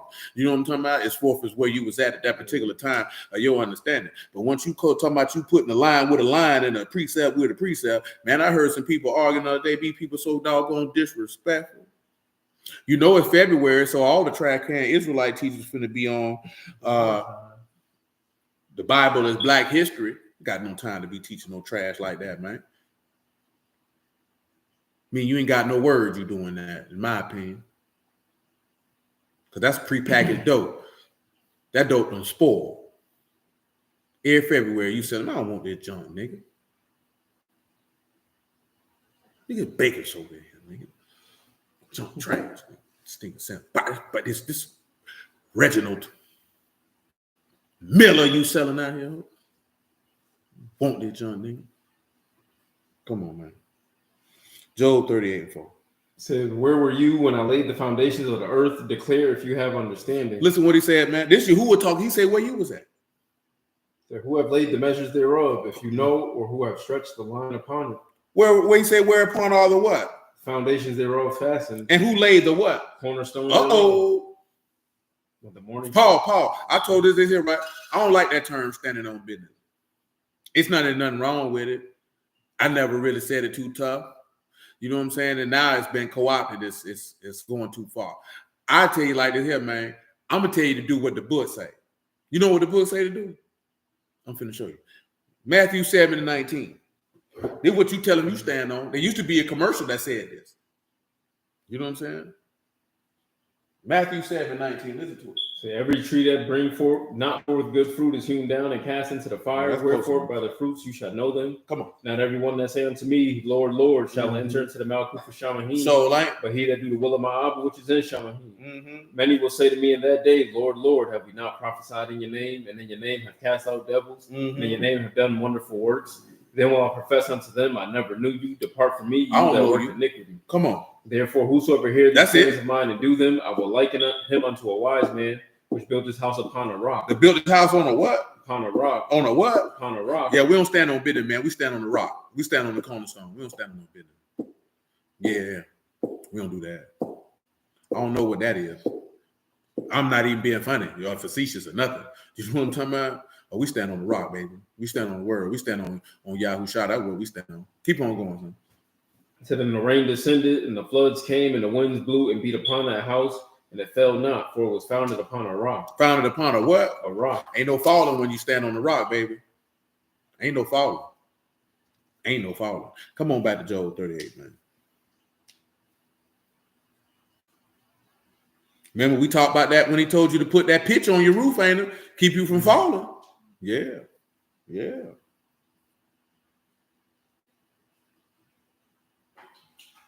Whereupon are the foundations thereof fastened, or who laid the cornerstone thereof? He said, when the what? Morning stars sang. When the who? The morning stars. Now, didn't they call Lucifer son of the morning? Now tell them what morning stars is right now. Morning is Booker, that's morning. Stars is Kokab. And so this the Boca Kokab. Now that's a different word for day star that you're gonna see. Of course, when you see sun in the morning over there in Isaiah 14, it's gonna be the Ben of Bokar. But let's make sure. Let's not make some assumptions without, like they said. Now this one here, you got Ben of Sahar. So this is dawn, early light, morning, whence rise, Shan, Ka, and Raj. You know, you've been paired and separated by the highest. You know what I'm talking about? But early, light, morning, or when that which is rising. You know what I'm talking about? The son of the dawn, which of course, that's a whole nother deal when you think about what's in Matthew 28. But come on. He said, when the morning stars sang together and all the sons of Alahym did what? Shouted for joy. He said, who what? Or who shut up the sea with doors when it break forth, as it had issued out of the womb? When I made the clouds. The garment thereof, and thick darkness, a swaddling band for them. That's good. I'm really going too far what I wanted, right? He said the sons of Alahym shouted for joy, right? When they sang together, when the chief cornerstone and all that stuff was laid. Now let's come over here to Hebrews 1. Hebrews 1 give a little conversation when it pertains to that. So of course, when you look at morning stars or day stars, you know, or morning kokav or the sons of light, is what you're gonna see there, which is what you would see with the son of the morning. It's the son of light. You know, we're the sons of the day, not the sons of the night.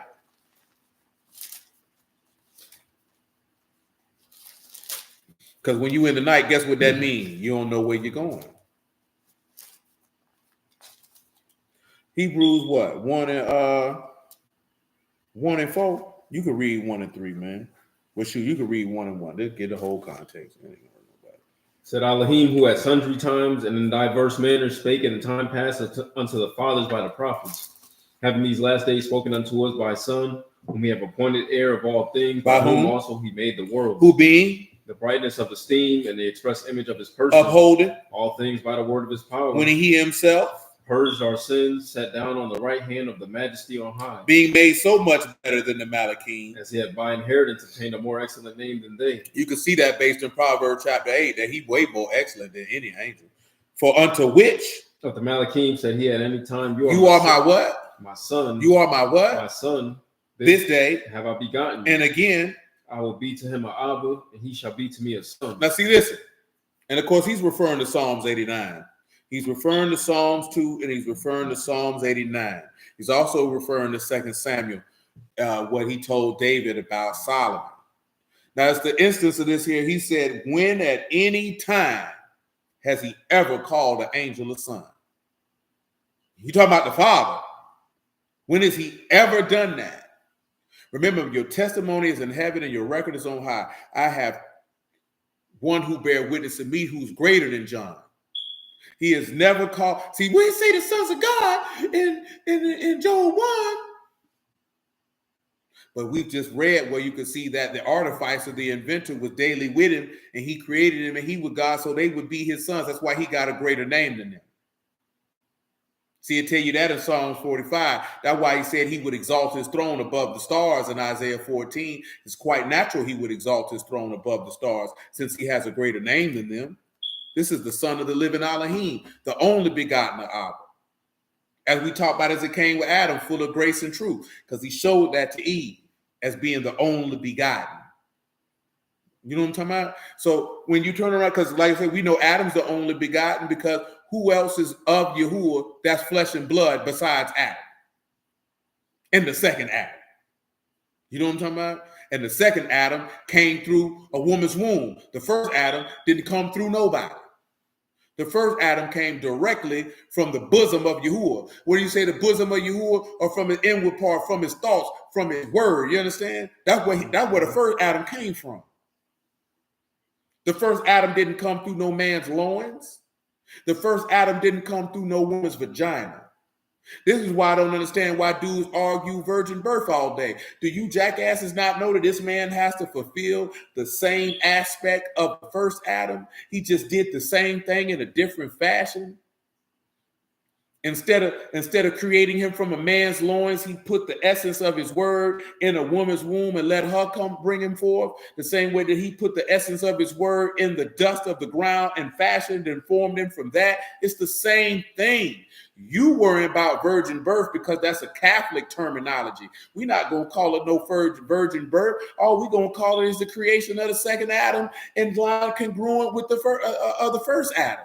We ain't got to call it no virgin nothing. We could call it a testimony of a Mashiach. We know that the ground that Hamashiach came from was virgin soil because it said no man had ever tilled it. No man had ever put seed in the ground and worked it. It's not hard, man. He got to fulfill the book. That's what people don't understand. He has to fulfill the book. This is not an element of maybe I will, maybe I won't. He has to fulfill the book. Adam didn't come here through any man's loins. He came straight from God. That's why Yahushua went in straight from Mary's womb, because he came straight from God. Just like the first Adam. Just like the first Adam was formed and fashioned through something that had never been touched, so did the second Adam. So that it could be stated and attested that they were born of Alahym. It's not hard. What's hard about that? It's hard when you don't believe the word. And you're so worried about, I'm going to prove these Catholics and these Christians wrong. I don't care what them people. Why are you focusing on what they teaching? Why you even care? I don't care. Look at, man, I don't spend no time studying nothing what no Christians teaching. I don't care. I don't care. I ain't knocking nobody who do. for the purpose of discourse. You know what I'm saying? There's nothing wrong with that. I'm just not finna do it. I can have a conversation with them, and you can take it or leave it. But I'm not going to be disrespectful because they have a different point of view. Because see, this is what I'm trying. And I told you this before, man. If you want the art of skill of persuading someone in a conversation, you can't attack what they believe in. They're going to get defensive. The conversation will be over immediately. You got to have a little bit more finesse than that, man. They be trying to give niggas the ism, but they don't want the game, man. They just want to keep on moving like a lame and bring the Lord to shame. You can't come at them people like that and think that you finna persuade them. And you come in and you got in your mind, I'm going to destroy everything they believe in. I'm going to show them how it's wrong. See, these people don't want the truth. You're unskilled in war, son. Like David said, man, you got to put off armor and put the sword down, man. You ain't proved that yet. You don't know what you're doing with that gun, boy. Just because you pick up a gun don't mean you know how to shoot it. Just because you pull your pants down don't mean you know how to use it. You know what I'm talking about? That's how people get themselves in trouble, man. You're doing stuff just because you have the capabilities of doing it without the ability to do it.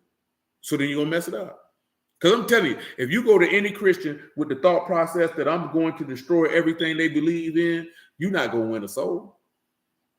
The people finna dig in. That's how human beings are.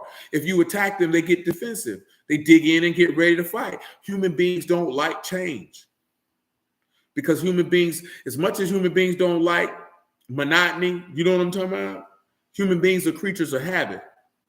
They say it take about 90 days to form a habit and 90 days to destroy a habit. If you do something over a long period of time consistently, then you're going to hold on to it.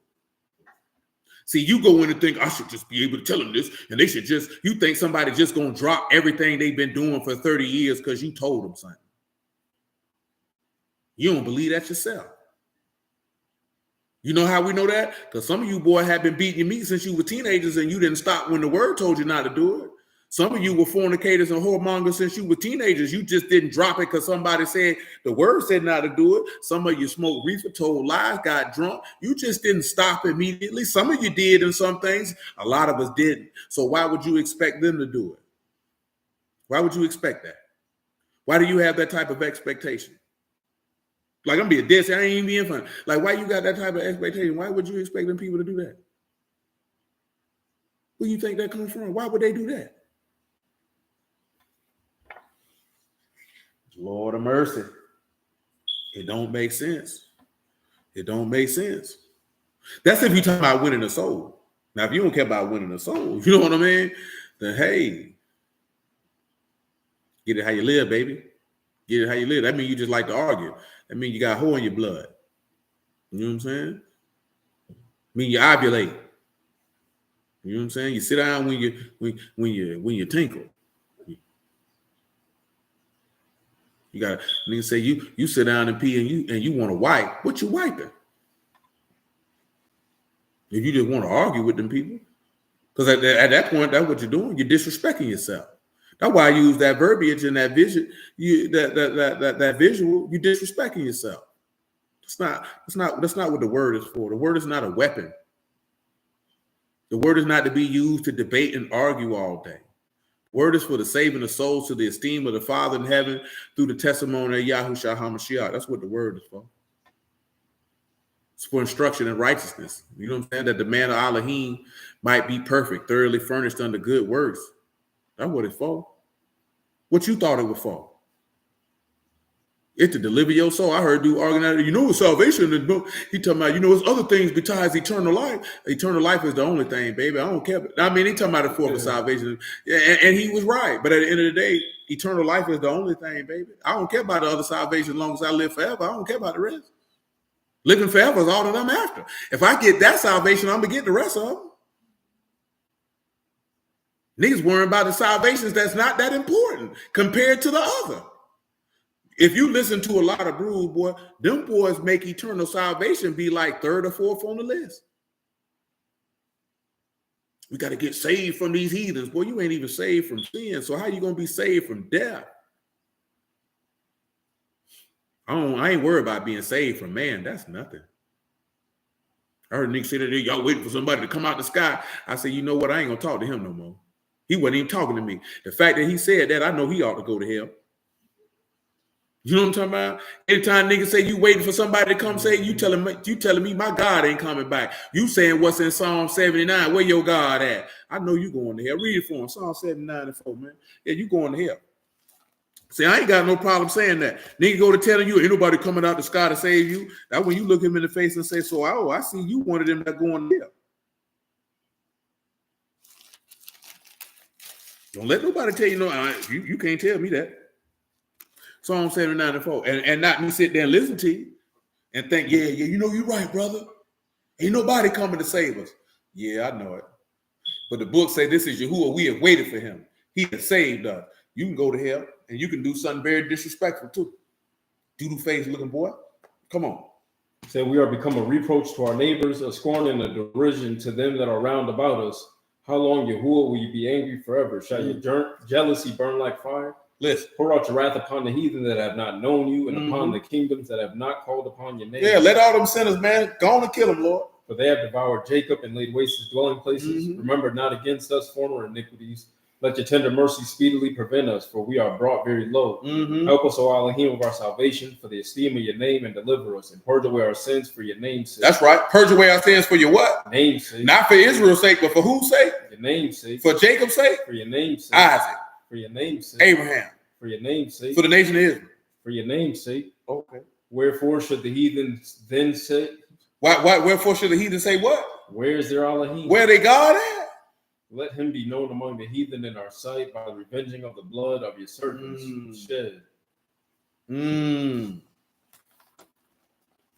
somebody say, where your God at? Basically, ain't nobody coming to save you. You just basically saying, where your God at? I hope he shed your blood, nigga. And I mean that from the depths of my soul, boy. I ain't saying that to be funny. I ain't saying that for no humor. Boy, if you tell me ain't nobody coming from the sky, that means you telling me Yahuwah ain't coming. That means you said just what that's what he said, right? When they say where your God at, he say let their blood be shed. I hope he kill you dead where you stand, you maggot bastard. I hope he kill you dead where you stand. You know what I'm saying? And I mean that, man. No cap, man. I'm not being funny. Come over here to Michael, man.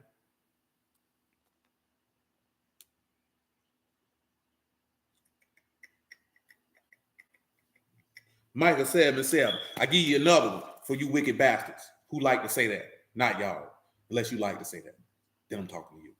So therefore I will look unto Yahuwah. I will wait for the Alahym of my salvation. My Alahym will hear me. Rejoice not against me, O my enemy, when I fall. I shall arise when I sit in darkness. Yahuwah, a light unto me. That's right. I will bear the indignation of Yahuwah because I have sinned against him. Until he plead my cause and execute judgment for me, he will bring me forth to the light, and I shall behold his righteousness. Paul, see, you can look at that. You know, Yahushua bear that indignation for us so he could bring him to the light. Bring him to life so that he could give you existence. Because that's what he said he would give to those that love him, right? Call them to inherit. He give you life. Come on. That then my enemy shall see, and shame shall cover her, which say unto me, say unto me what? Where is Yahuwah, your Alahym? Oh, run that back from the top. What are you saying again? Then my enemy shall see. My enemy's gonna see that. And shame shall cover her, which say unto me, who say what? Where is Yahuwah, your Alahym? Well, so every person who say where your God at, you telling people ain't nobody coming from the sky to save you. Shame gonna cover you, wicked nigga. My eyes shall behold her, now shall she be trodden down as the mire of the street. And that man gonna step on you, man, and we gonna wash our feet in your blood so that the righteous know there's a reward, wicked bastard. Yeah. Hell you mean. And there's 2-3 other places where he talk about that for those that talking about where your God at. Sucker. Hell you mean ain't nobody coming for you. But you a black, I'm talking about, man, you better watch niggas who tell you that, man. I ain't even being funny, man. Man, if somebody tell you, man, ain't nobody coming to save you, boy, they just said Yahuwah a liar. They just said the Father a liar. Because that man said he was coming through. That's what he said, didn't he? So who I'm supposed to believe? You pussy nigga or the almighty Alahym Yahuwah of hosts? It damn sure ain't gonna be you. How the hell you gonna save yourself, nigga? But you gonna go to war and take the people land? You gonna take it from them? You gonna institute the reign of God on the earth, nigga? You still gonna die, you dummy. How you gonna save yourself and you can't even stop lying? You can't get them idols out your heart. Every chance you get, you on the hub. You're steady rubbing one out every night, playing penis in the puppet. You're sleeping with other men's wives. You can't control your penis. You put it in every hole you can find. You're stealing the time. You're unrighteousness and judgment. You got respect to persons. How you gonna save somebody? Save them from what? These niggas had a nerve to tell you that ain't nobody coming to save you, yet pray to the man who they say ain't coming to save. Now you make that make sense. Now you make that make sense. Tell you ain't nobody, if ain't nobody coming to save you, what you keeping his word being for? Explain that to me. Do y'all not question these people when they say stuff to y'all like this here? Does these thoughts start run through your mind that none of this stuff don't make no goddamn sense? Based off what this book say? Do y'all even think? Or do you just bob your head to the beat?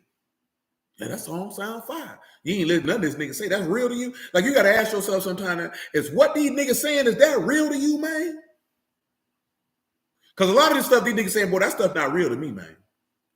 And it ain't because I'm sitting here on the screen, man. I'm just telling you, like, nah, bro, that's not real to me right there, my G. That, you sound like a goofy. You sound like a real weirdo. I had to told Mushroom this here, man. I done told you this before. That first year, man, of being out of prison, man, all I had to do was what he told Ezekiel to do in the 3rd chapter, and that was eat the roll. You know what I'm talking about? I remember the first things that ran my spirit afoul when Fat Boy, we were looking at this video and this dude was like, he ain't coming, I told y'all this before, he ain't coming to save y'all like he did Elijah. And as he said that, I thought to myself, why wouldn't he?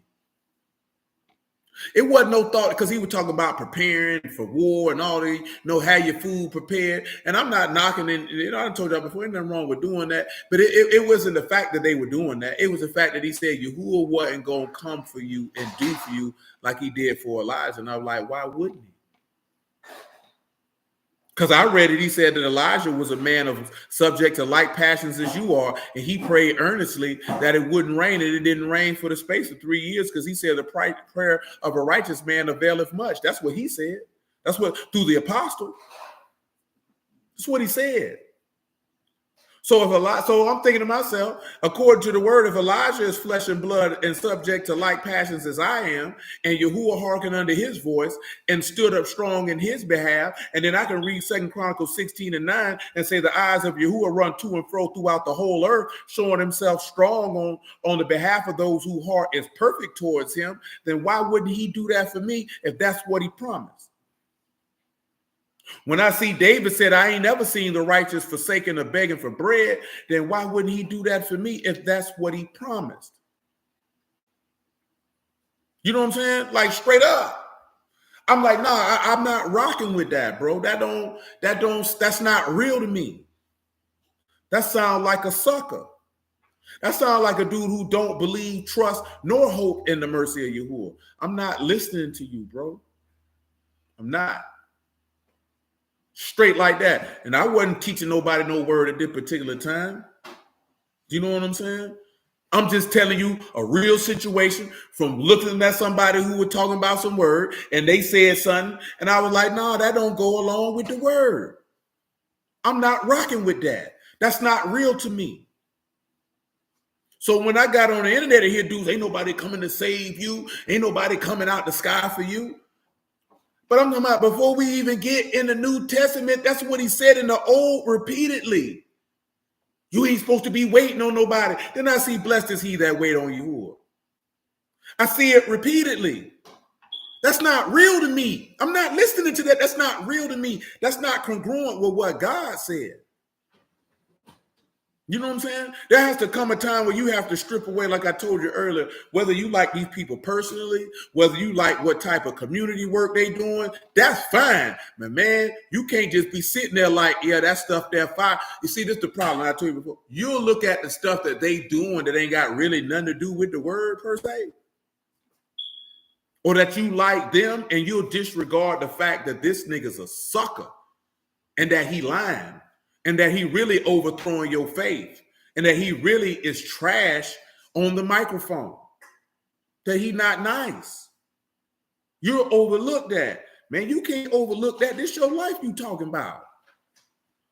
You know, you can like people and support their endeavors that ain't got nothing to do with preaching and not listen to them preach. You know you can do that, right? I'm being dead serious. Like if it was some, you know what I'm saying, brother doing this or doing that, and you agree with the work that they were doing, you know, you can support that and be like, you know, the brother's all right. Nigga trash with the word now, but the brother's all right. And I fool with him and I want to support them in that, but I can't support them with that preaching. I can't support that. You know it's okay for you if somebody say you ever heard this person teach. Oh, no, don't fool with them. That nigga trash. You know it's okay to say that because you saying that from the standpoint of, no, I've listened to them teaching that stuff is trash. Now, you can listen for yourself and determine for yourself, but I'm just telling you that this nigga is trash. You know what I'm saying? Now, you know I've told some of y'all that off camera because I ain't going to get on camera and call nobody names because what we know, we're not going to do that. You know what I'm saying? But if you ask me in private and you know what I'm saying, person like, hey, I heard this person teach. You heard them before? And if I done heard him, I'll give you my, yeah, that nigga's butt. And if the nigga's nice, yeah, that brother all right. He's solid. Now, I'll tell you the brothers that I believe solid. You know what I'm saying? I mentioned them. I done did that before. But I ain't going to mention nobody who trash. Because that's when dude thinking, oh, you just dissing me for this, that, there, and the third. Now, you're not that important, brother. That was just my honest assessment of your material. For me personally. Somebody else might look at it and be like, that's the greatest thing I ever heard. And if that worked for you, brother, praise God. You know what I'm saying? Because it's not no competition to see who can get the most listeners and followers and all that stuff. That's weirdo stuff. You know what I'm saying? But if you're talking about just the work, just the word alone, but that stuff these dudes talking about, that's not real to me, man. It's not. You know what I'm saying? It's not. Because I'm not at the point where I was years ago just checking out what brothers was talking about in 2009, 10, and 11. I'm not at that point in my life. I don't do that no more. You know what I'm saying? Because I ain't gonna lie, I ain't learned nothing from none of them niggas. You know what I'm talking about? Because they were all saying the same thing. All anybody talking about was keep the law and know you Israelite. I already knew that. You know what I'm talking about? I already knew that. I'm just being honest. They wasn't talking about nothing. Shalom, Yasha, man. They wasn't talking about nothing. Nothing.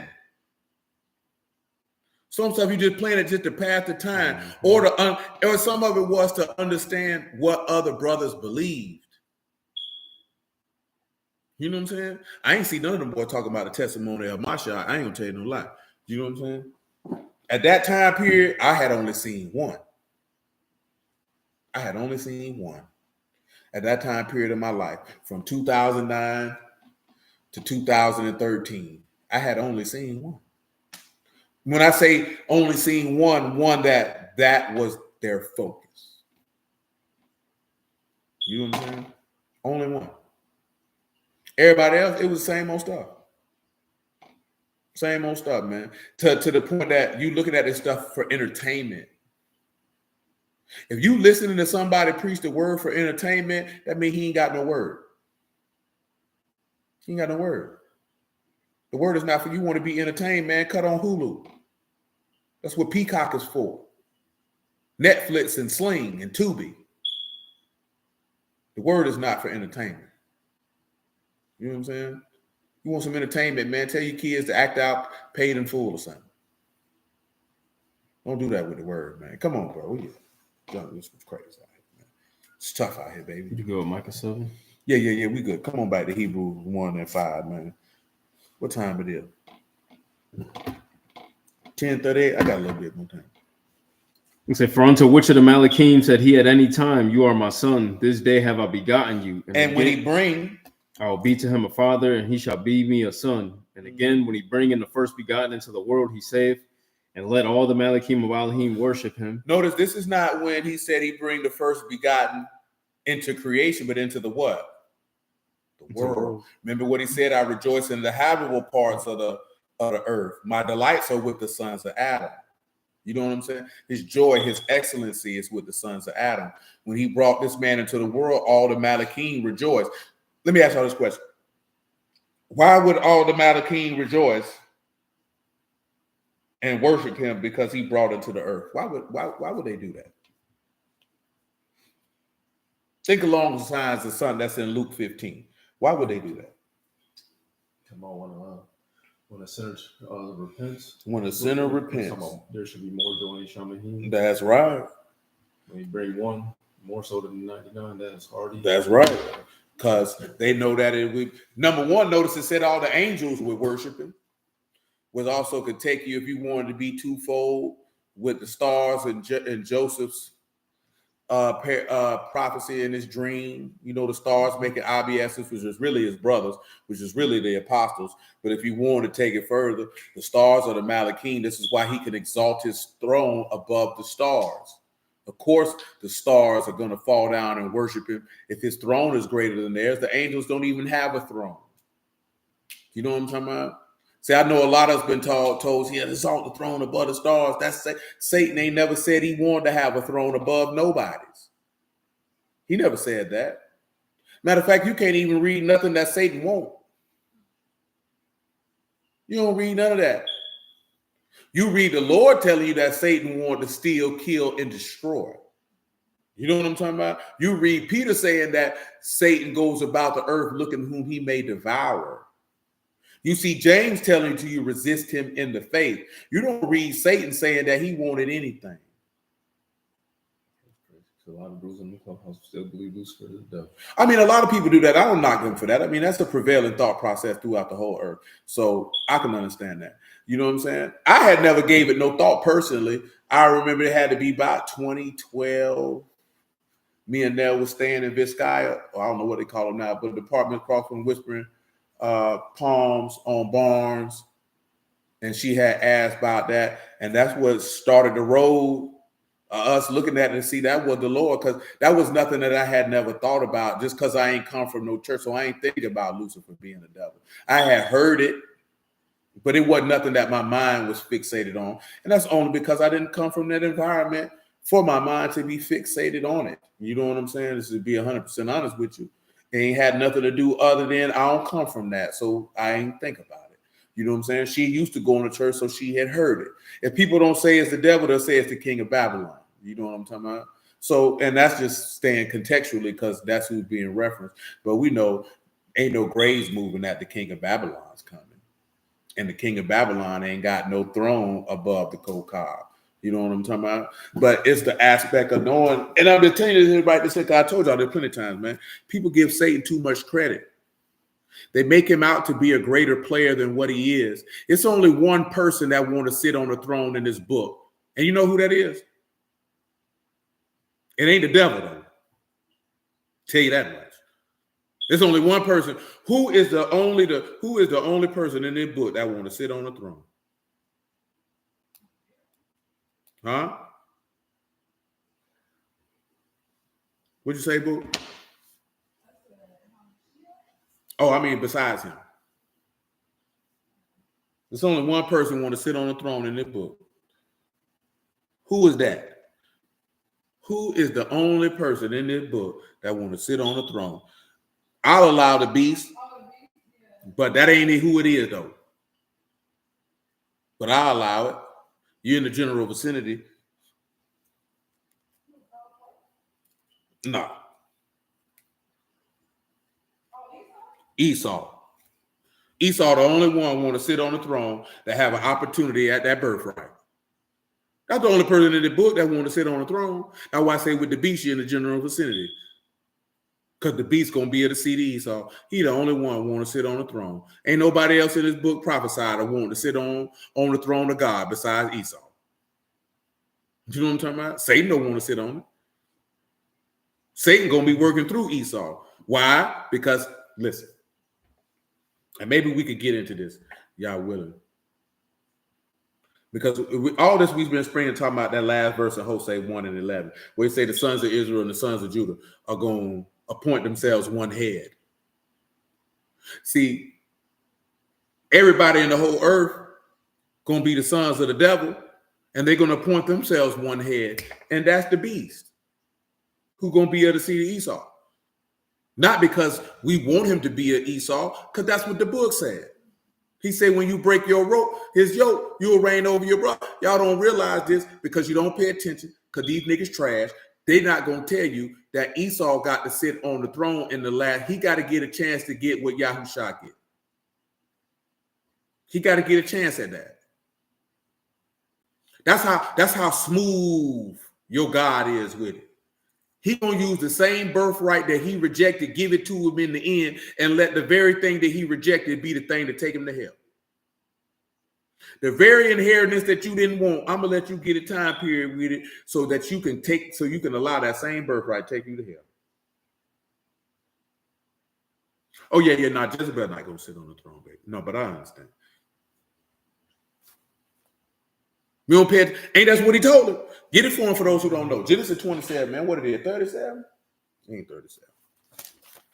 See, some of y'all who've been around here for a long time, y'all already know this. But I know it be people sliding in and we go to mentioning stuff that y'all already know, and they be like, man, I don't know what that sounds crazy.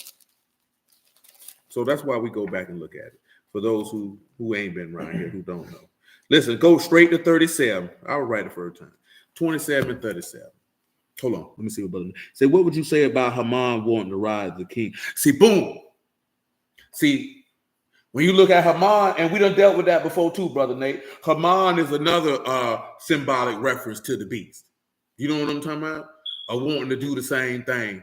And Xerxes would be the one to give him his power as Satan give the beast his power. You know what I'm talking about? So yeah. Same vein. It's been some years since we looked at Haman like that, but we can definitely revisit it though.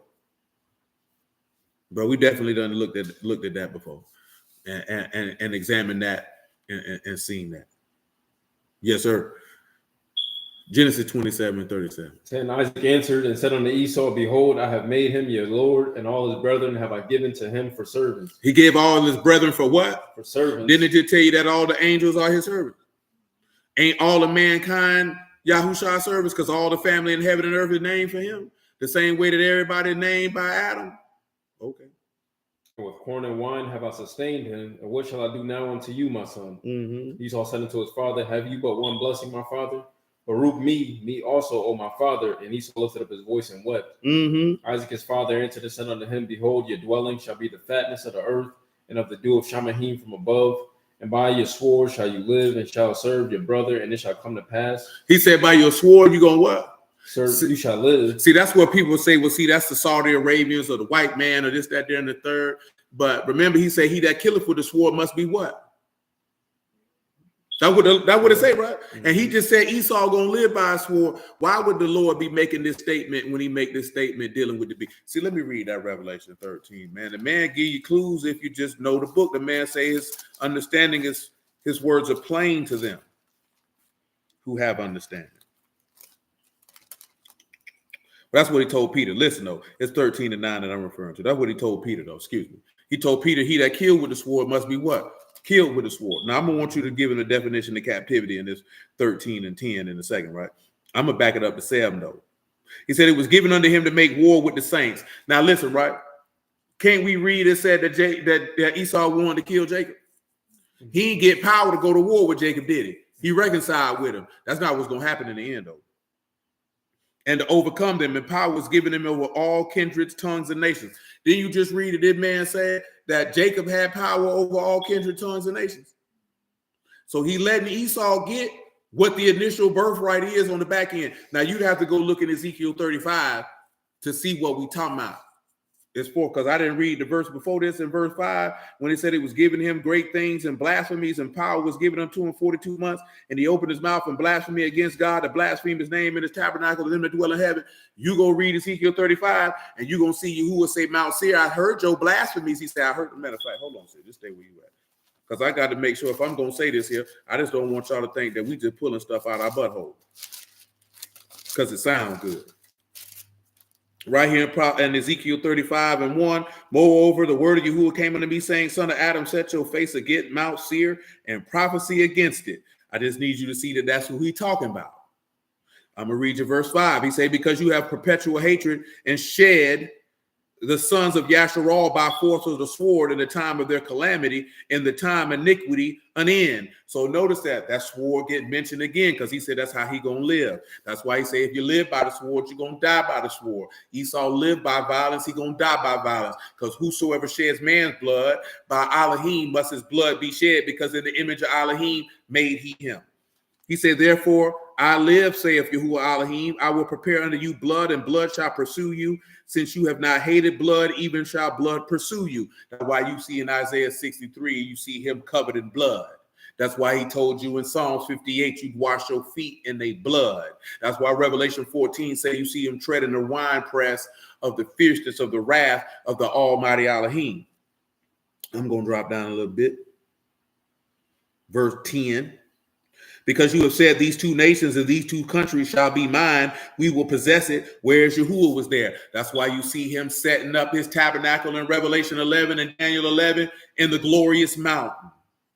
Because he wants to take Yasharal for possession. He wants to take Jerusalem for possession. Let's look at what more he say about this man. Therefore I live, saith Yahuwah Alahym, I will do even according to your anger, according to your envy, which you have used out of your hatred against them, and I will make myself known among them when I have judged you. And you shall know that I, Yahuwah, have heard all your blasphemies, which you have spoken against the mountains of Yasharal. Paul, if he's speaking against the mountains, what is he speaking against? He's speaking against Yahuwah. Because the mountains is representative of what? His government and authority. That's who he's speaking against. That's not the United States government. That's not no white man in the earth, man. He said they are laid desolate, they are given us to consume.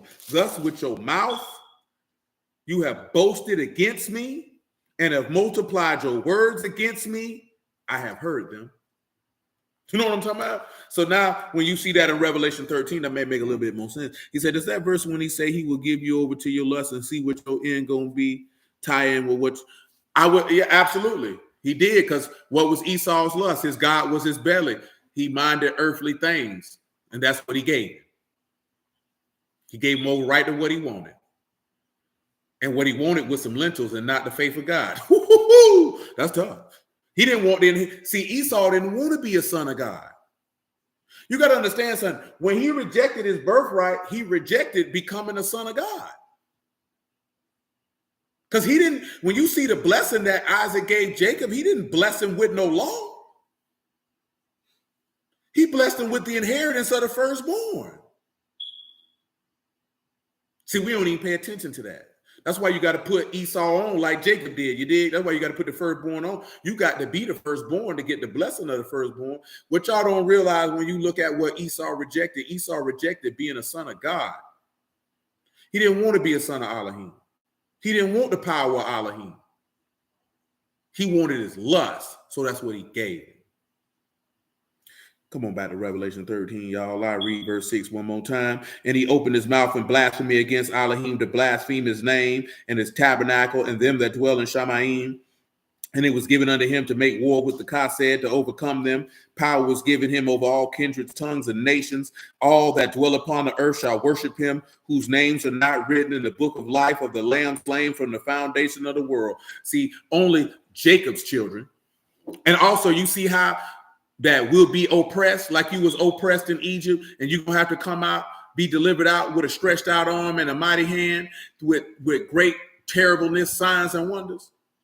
Because you're going to be crying and sighing by reason of the oppression, so that the sons of Israel and the sons of Judah can be gathered and be appointed one head. In the very place where you said that you were not a people, you'll be called the sons of the living Alahym. Yeah, man, that's how that's going to go. If any man have an ear, let him hear. He that lead into captivity shall go into captivity. That's what I was thinking about the second. He said, he that killed with the sword must be what? Killed with the sword. Here is the patience and faith of the saints. You ain't even got to read in captivity. I overlooked the second part because that's what I wanted. And what did he say Esau gonna live by? Sword. And it say Yahushua coming back with a what? Fire and a sword. You know what I'm talking about? See, it's giving you inklings that this is Esau. Because at the end of the day, who gonna want to go with Israel, go to battle with Israel more than Esau? You know what I'm talking about? And it ain't gonna be no white man, because you ain't gonna fall for no white man. You ain't gonna fall. You want to believe that because you idolize Mr. Charlie in this day and time. But that's not what's going down, baby. He gonna look just like you. Talking just like you. But he hate God. I ain't gonna say just like you, because I don't think you hate God, or you wouldn't be here.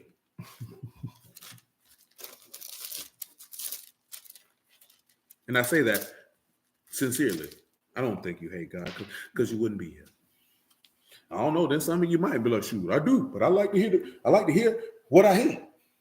That's crazy. But it's people who do it.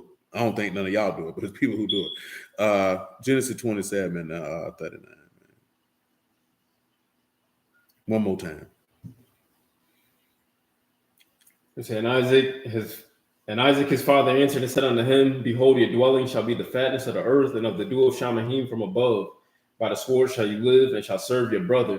And it shall come to pass when you shall have dominion. When you shall have the what? Dominion. Notice that he won't get a chance to do none of this stuff until he got rulership. So that means Isaac has already told you that there will be a time period where Esau gets rule over his brother.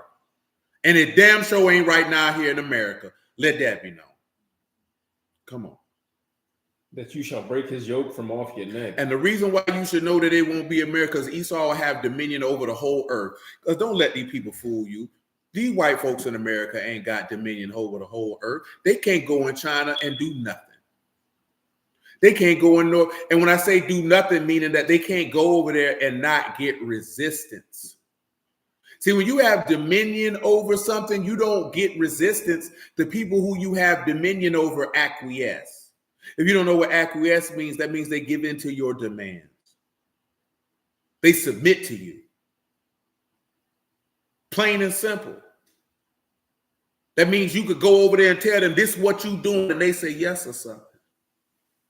I own it right now, sir.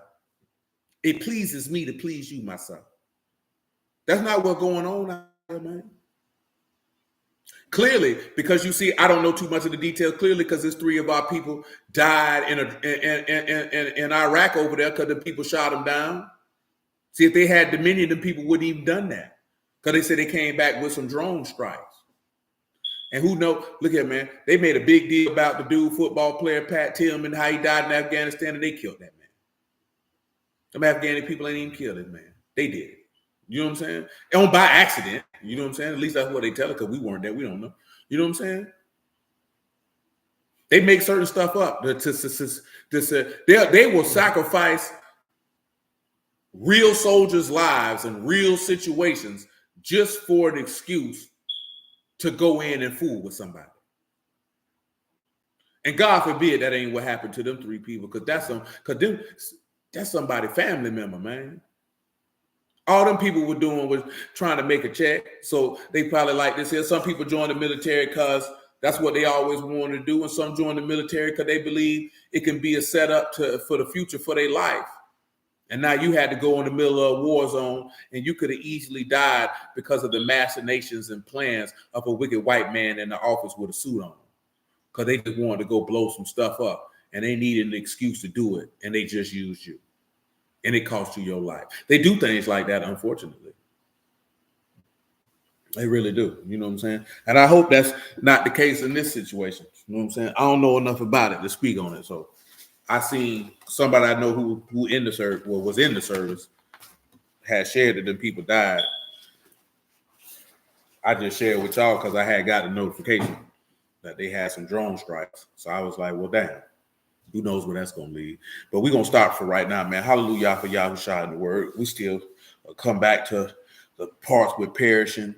We kind of talked about the appointing of one head, which is Mashiach from that Hosea 1. We kind of already did that on Wednesday, just in a different area. But yeah, man, just weigh and consider. When you talking about becoming a son of Alahym, there's many things go along with that. As you can see in Proverbs 8, it alluded to it. As you've seen in Isaiah 14 and alluded to it.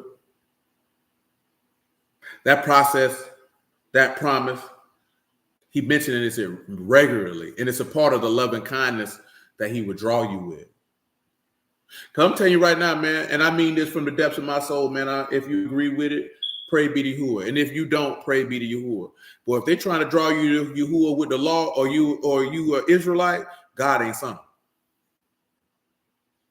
God ain't son. You know what I'm saying? Because he said he would draw you with love and kindness. And if you think telling somebody that they are Israelite is love and kindness, then I know that Righteous, you don't know the righteous Abba. So I know you don't know the Son. Because God ain't sent you to tell nobody that. Not when he said he draw you with loving kindness. Not when he say that he delight in loving kindness. Not when he say he delight in faith. Not when he say he delight in righteousness. Not when he say he delight in judgment. That's not what he said. That's not the loving kindness of God. That's your stuff.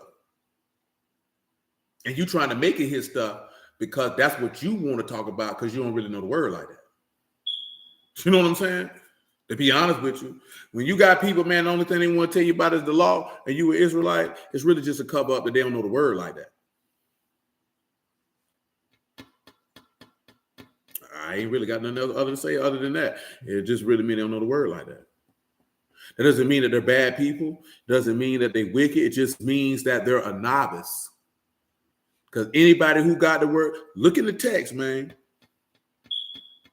Look at the text of the multitude of people that this man sent, whether it's in the old or the new. They all tried to draw them with the loving kindness of Yahuwah. That's just not a New Testament thing. You know what I'm saying? Clearly it's not, because that's what he told Jeremiah. You know what I'm saying? He said, I loved you with an everlasting love, a love from old. That's what he said. You know what I'm saying? That's what he said. Yeah, that's not a New Testament thing, man. Them boy draw, because guess what? How you gonna get to his mercy with you? Because you got to ask yourself this question. All the people in the book knew they were Israelites. So why would that be what? But we waking up. Who told you you was waking up? Somebody who was trying to tell you Ezekiel 37 was you waking up to your nationality because he didn't know what the hell he was talking about. When that ain't even talking about that. They made you think the valley of the dry bones is you coming back together, knowing who you is, and it's the resurrection of the dead. They lied to you because they used their lack of knowledge of the text as a recruiting tool and misinterpreted the word to you. And now you done taught that trash can dope to somebody else. Now you got a bunch of dummies running walk around here talking about skins and tendons coming back on bones with no blood in it, just ruach as you knowing who you is. You know what I'm saying? Lied to you. Just lied to you too, and you loved every bit of it. And you know why they lied to you? And I'm not saying that they purposely lied to you. They lied to you because they know you had low self-esteem and low self-worth, and you needed that validation of knowing you were God-chosen people. Because they knew they couldn't manifest the love of God to you, that the love of God would be enough for you. So they had to give what they thought would be enough to get you over here. Because if the love of God ain't going to do it for you, nothing going to do it for you. Me telling you you Israelite is not going to make you serve this man if the love of God in itself won't make you do it. It won't. I promise that you won't. You'll have to do, you can't say God and all this other goofy stuff, man. But your heart not right with God. But I don't care what word you use, boy. If you around here doing reach arounds. When I'm talking about reach around, I ain't talking about like what Buddy said on Full Metal Jacket. I'm talking about you reaching around the corner to be sinning all the time. You always reach around that corner to find what mischief you can get into. But you want to draw the line at what words people say out their mouth. You see how stupid you sound? Because we don't really care about the hearts of men. We care about stuff of no consequence because we feel like that's more righteous. Boy, we going to hell in a hand basket, boy. I'm talking about a hand basket. Matter of fact, maybe a Costco basket. Maybe a Walmart basket, because Walmart baskets stick together for that trip to hell. Because we seem to all want to be joined together, hand in hand, to go straight to hell. You know what I'm talking about? At the end of the day, you got to pause and ask yourself, man, is that real to you? Is what they preaching and teaching, is that real to you? Then you got to ask yourself, what is real to you? Because if the deliverance from sin and death is real to you, is that what they giving you? Because I told you plenty of time, man, I'm going to tell you again, you can listen to anybody you want. I don't want y'all to be thinking I only can listen to him, because I'm not never going to tell you that. I'm not going to insinuate that. I'm not going to throw subliminals about that. The thing that I want you to do the most is analyze critically and spiritually with your eyes and your ears, not mentally or emotionally. I mean spiritually, with your eyes and your ears, that what this person is saying and teaching to you come from the living Alahym's word and from his spirit. You know what I'm talking about? Because ain't no telling what you can learn from somebody else, man. I don't have no monopoly on the word. That's insane. That's absolutely insane. Do you know what I'm talking about? I know a lot of brothers say that, don't they? You can't listen to nobody else. You're not going to get that over here. You listen to whoever you want. Yahuwah's word is not restrained to one man. You just got to make sure that that person has his word. And you need to be listening to the voice of the shepherd. And you need to be listening to see, is that real to you? And not you just not going along because they black. Going along because they're Israelite. And you know this junk trash, but you just going with it because we got to stick together. He ain't never tell you that. He says you got to stick to him. And that his scales stick together, meaning those members of his body stick together. Just because somebody is Israelite don't mean they're a member of his body. You have to know that also. You have to know that also. And I'm only mentioning this here because I know that that is a hard pill for our people to swallow because you want to be together as a people. But everybody don't love and believe in Yahuwah. Everybody don't. And you don't want to be joined to people for the sake of being joined to people. Matter of fact, Barcelona had mentioned this here. She was like, she's seen how, we got more subscribers now, more views and things of this nature. And it's not like we just got a whole bunch. And, praise be to Yahuwah for those who Yahuwah draw, because it's the word had to draw you. You know what I'm saying? That's the only reason why you're here. I mean, obviously, you know what I'm talking about? But I say that meaning that we don't need to have 4,000, 5,000, 10,000, 20,000 subscribers, 100,000. We don't need all that. We don't need to have 100, 200, 300, 400, 500 people, because it is better to have a quality number of people who sincerely want to serve the living God and receive the Ruach HaKodesh and have fellowship one with another and a Mashiach than to have a whole bunch of people who just here to go to hell. You know what I'm saying? See, some people don't care. They just want a whole bunch of people around. We would have, because I look at it this way, according to the text, if it's a quality number of people who believe, then the power of those people together and fellowshipping, praying, and serving Yahuwah is going to have a very, very much more profound impact in Shamahim, if Yahuwah see fit, according to his multitude of mercies, than a bunch of niggas just together for the sake of being together. You know what I'm saying? And that's just keeping it all the way alive, man. You know what I'm saying? Because again, some people don't care about quality of things, and some people don't have no standards. So we ain't gonna never have a lot of people around here because we got standards. You know what I'm saying? So you go somewhere there ain't no standards, you always gonna have a whole bunch of people when you ain't got no standards. That's what, for a lack of a better example, that is why women who have sex with a bunch of men are looked on the way that they're looked on. Because it's not even the fact that you had sex with all these people. It's obviously that you don't have standards. You know what I'm saying? See, this is the reverse. Men are looked like that by other men if they'll have sex with any woman. You know what I'm talking about? See, I know y'all think that men cheer on men who knock down a lot of women. But if those women were of low quality and you just sleeping with whoever offer, niggas look at him like, this nigga's a goofy too. This nigga ain't got no standards. This nigga hit anything. See, but it'll come out of, oh yeah, well, I won't hit nothing behind him. Or I don't, you know what I'm saying? Or this, that, there, and the third. It just come out different. But contrary to popular belief, dudes don't champion dudes who have sex with a bunch of women if they low quality women. And it ain't but a handful of dudes on earth that's really having sex with women who are up here. You know what I'm talking about? See, you think just because a dude having sex with a bunch of women, that means something. That boy could be hitting all manner of scallywags and foot draggers and whores and harlots and this, that, there, and the third. And that's not impressive. Nobody impressed by that. Do you understand that something, man, that once men get to a certain, you would hope anyway, that once men get to a certain level of maturity in life, that they not impressed by that. Only niggas who couldn't get no women in high school are impressed by that. Only dudes who've been playing penis in the puppet their entire adult life are impressed by that. There is no actual man who's impressed by a man who's sleeping with a whole bunch of women. I know y'all don't believe that, but ain't no man impressed by that. Nigga, that ain't nothing. Who cares? Ain't nothing to go in the hood and get you and hit you a bunch of scallywags. You think that means something? That mean you ain't got no standards. You'll put your penis anywhere. You'll give your seed to anybody. Nigga, that's not impressive. That's embarrassing. You know what I'm talking about? Nigga, you ought to be shamed.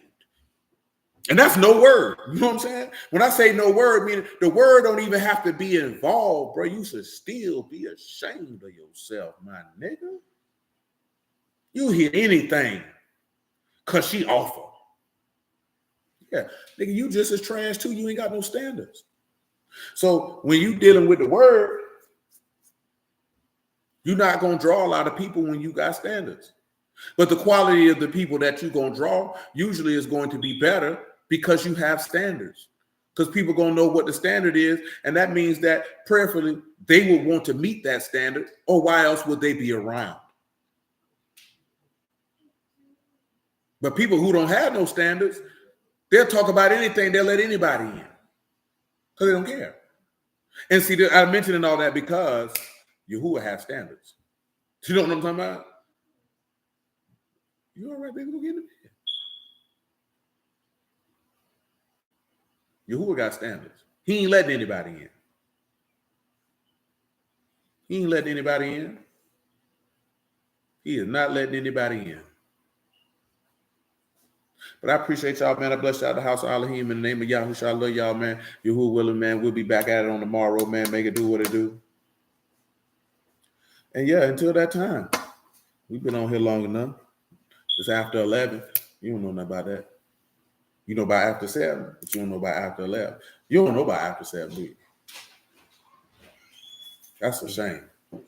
Man, what y'all had a nigga listening to? What this boy was listening to School of Rock? That boy was listening to Fraggle Rock. Oh, that's for his time too.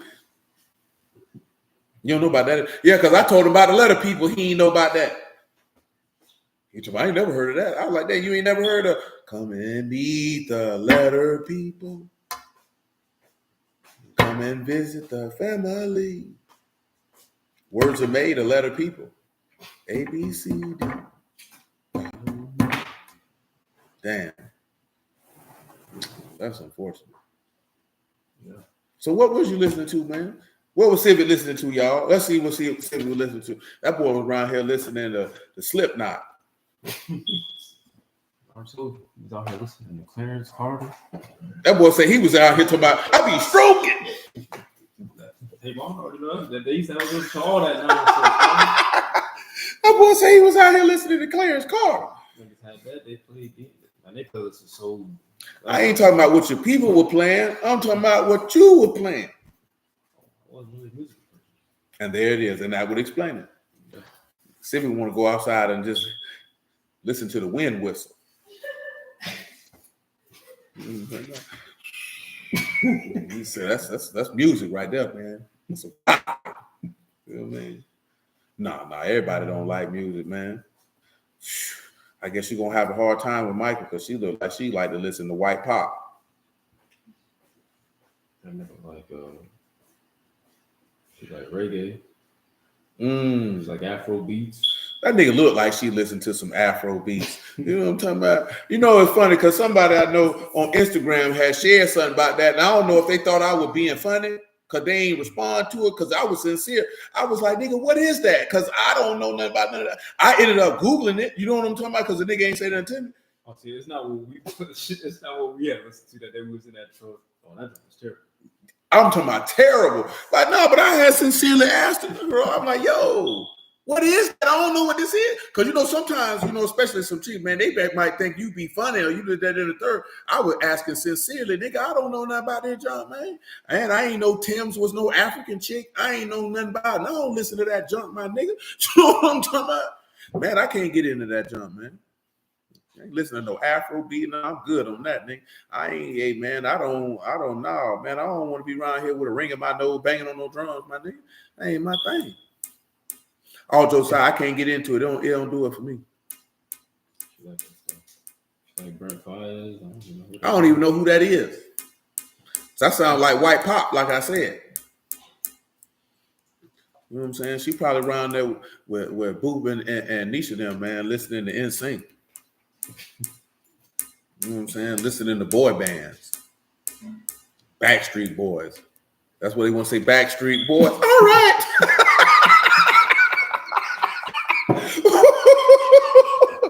Yeah, I bet. See, I know Boo probably be in there too, but everybody. So that when I ain't here, poison in the mind of my baby. You know what I'm talking about? Playing that doggone mall music. My baby don't want to hear that. I'm not, poison in my baby, man. You know what I'm talking about? But yeah, man. Okay, I get it. You already know, man. It depends how I feel when you talking about some music.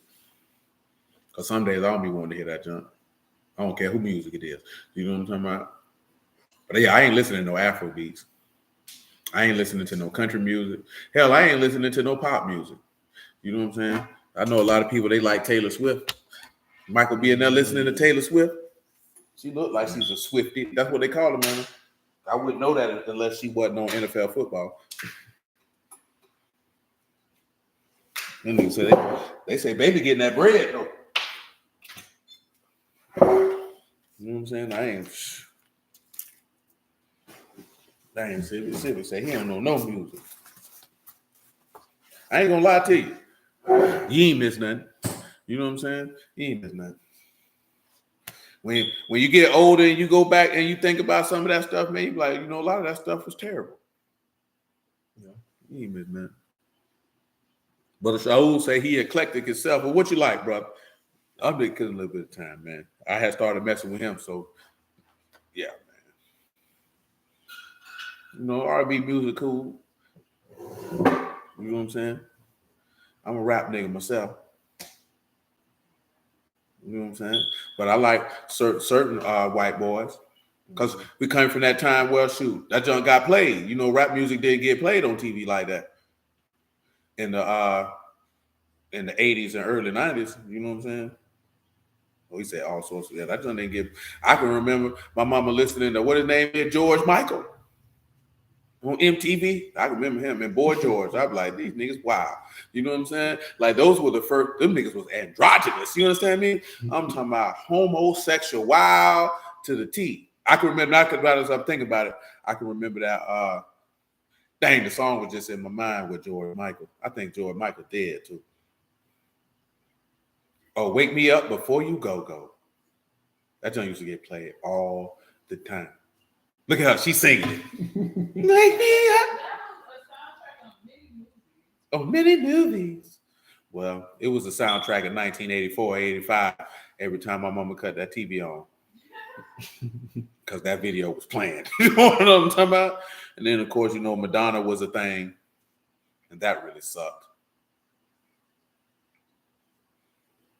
Because, BET, when it was there, but it wasn't a thing like that because they ain't play a lot of music in the 80s like that. You know what I'm saying?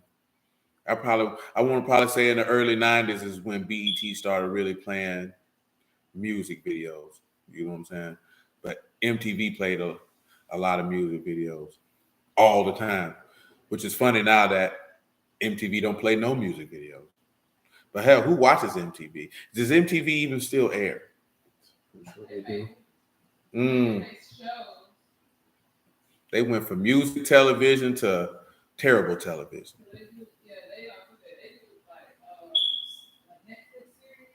So Boo be on there watching. Because she like to watch white people. She watching horrors right now. She was watching horrors in a brothel.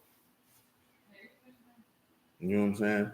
She was watching Handmaids in a brothel. They had a TV show called Handmaid's Tale. That nigga was into that junk.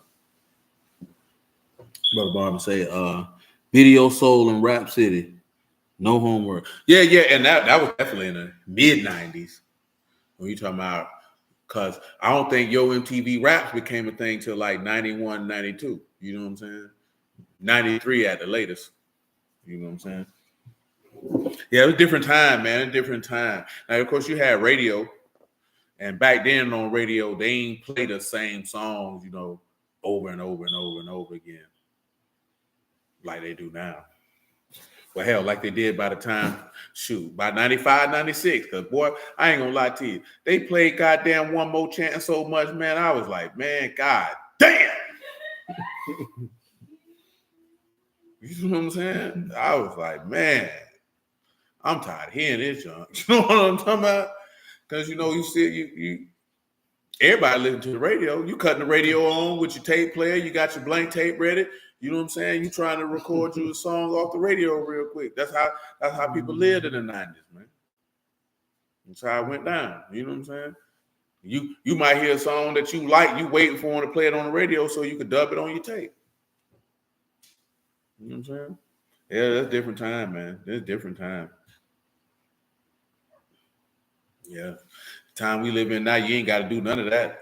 That junk come preloaded on your phone. Now, it's just this nigga got the musical rights for it. Then, of course, back then we had mixtapes too, man. Not the mixtapes like y'all got now where nigga make an album in the mixtape, but it would be a DJ and he would recruit artists and it would be exclusive songs or freestyles specifically to that mixtape. You know what I'm saying? Those days are gone.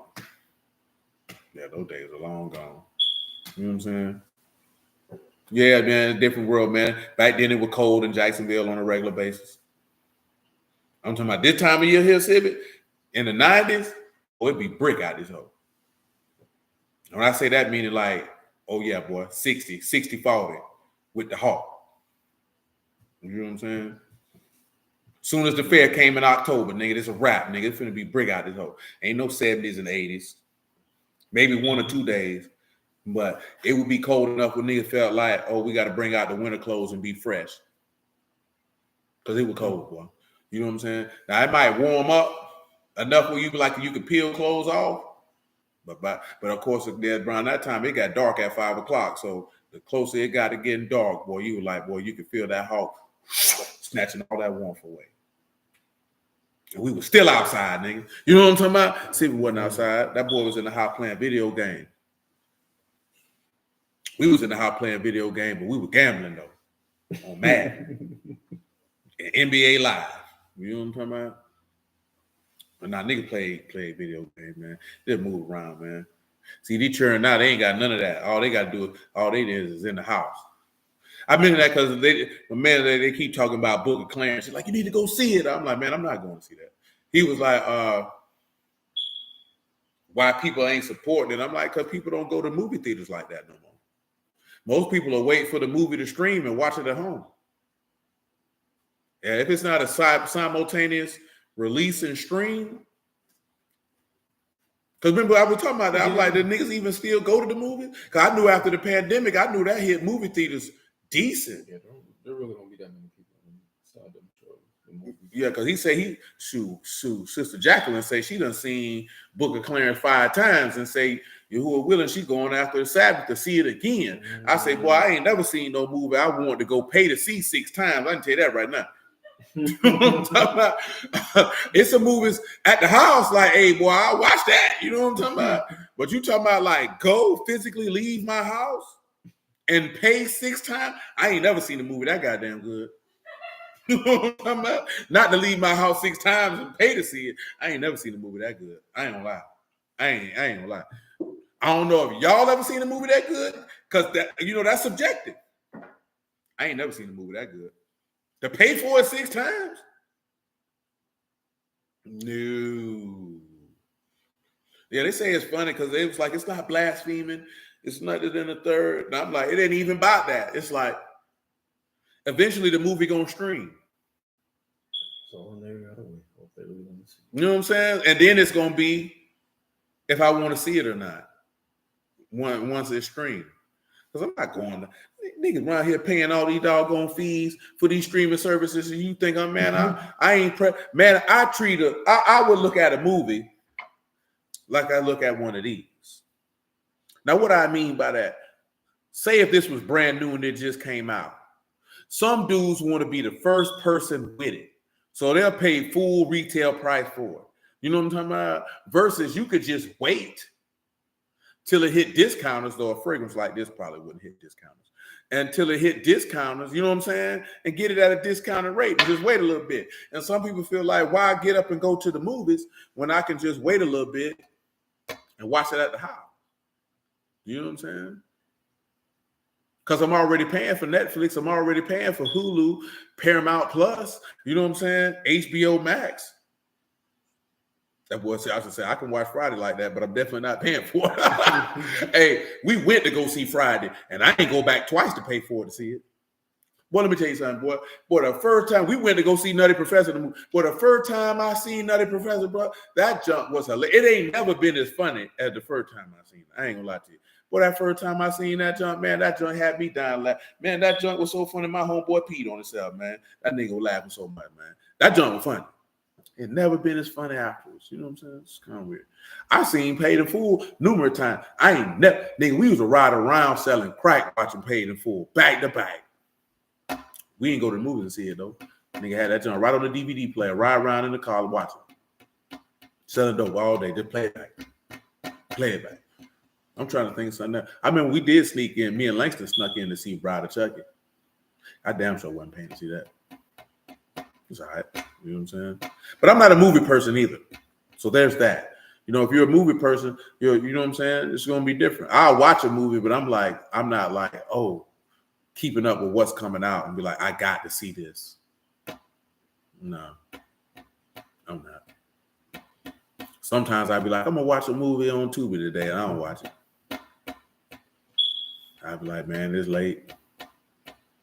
It's over. I don't want to look at it. And then I told you that one Tubi movie from the other day, I'm disturbed. That make you not even want to go look at it? That ain't make me want to watch nothing for about a week, boy. I don't tell you no lie. This is how they started the movie. I say, damn it, man. This is not right before God. Let me get y'all off of here, man. Y'all with it, man. We'll be back at it on tomorrow, man.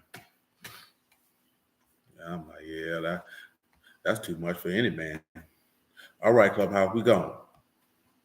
Oh, for real. You cut a movie on, and y'all lead with that? Nigga.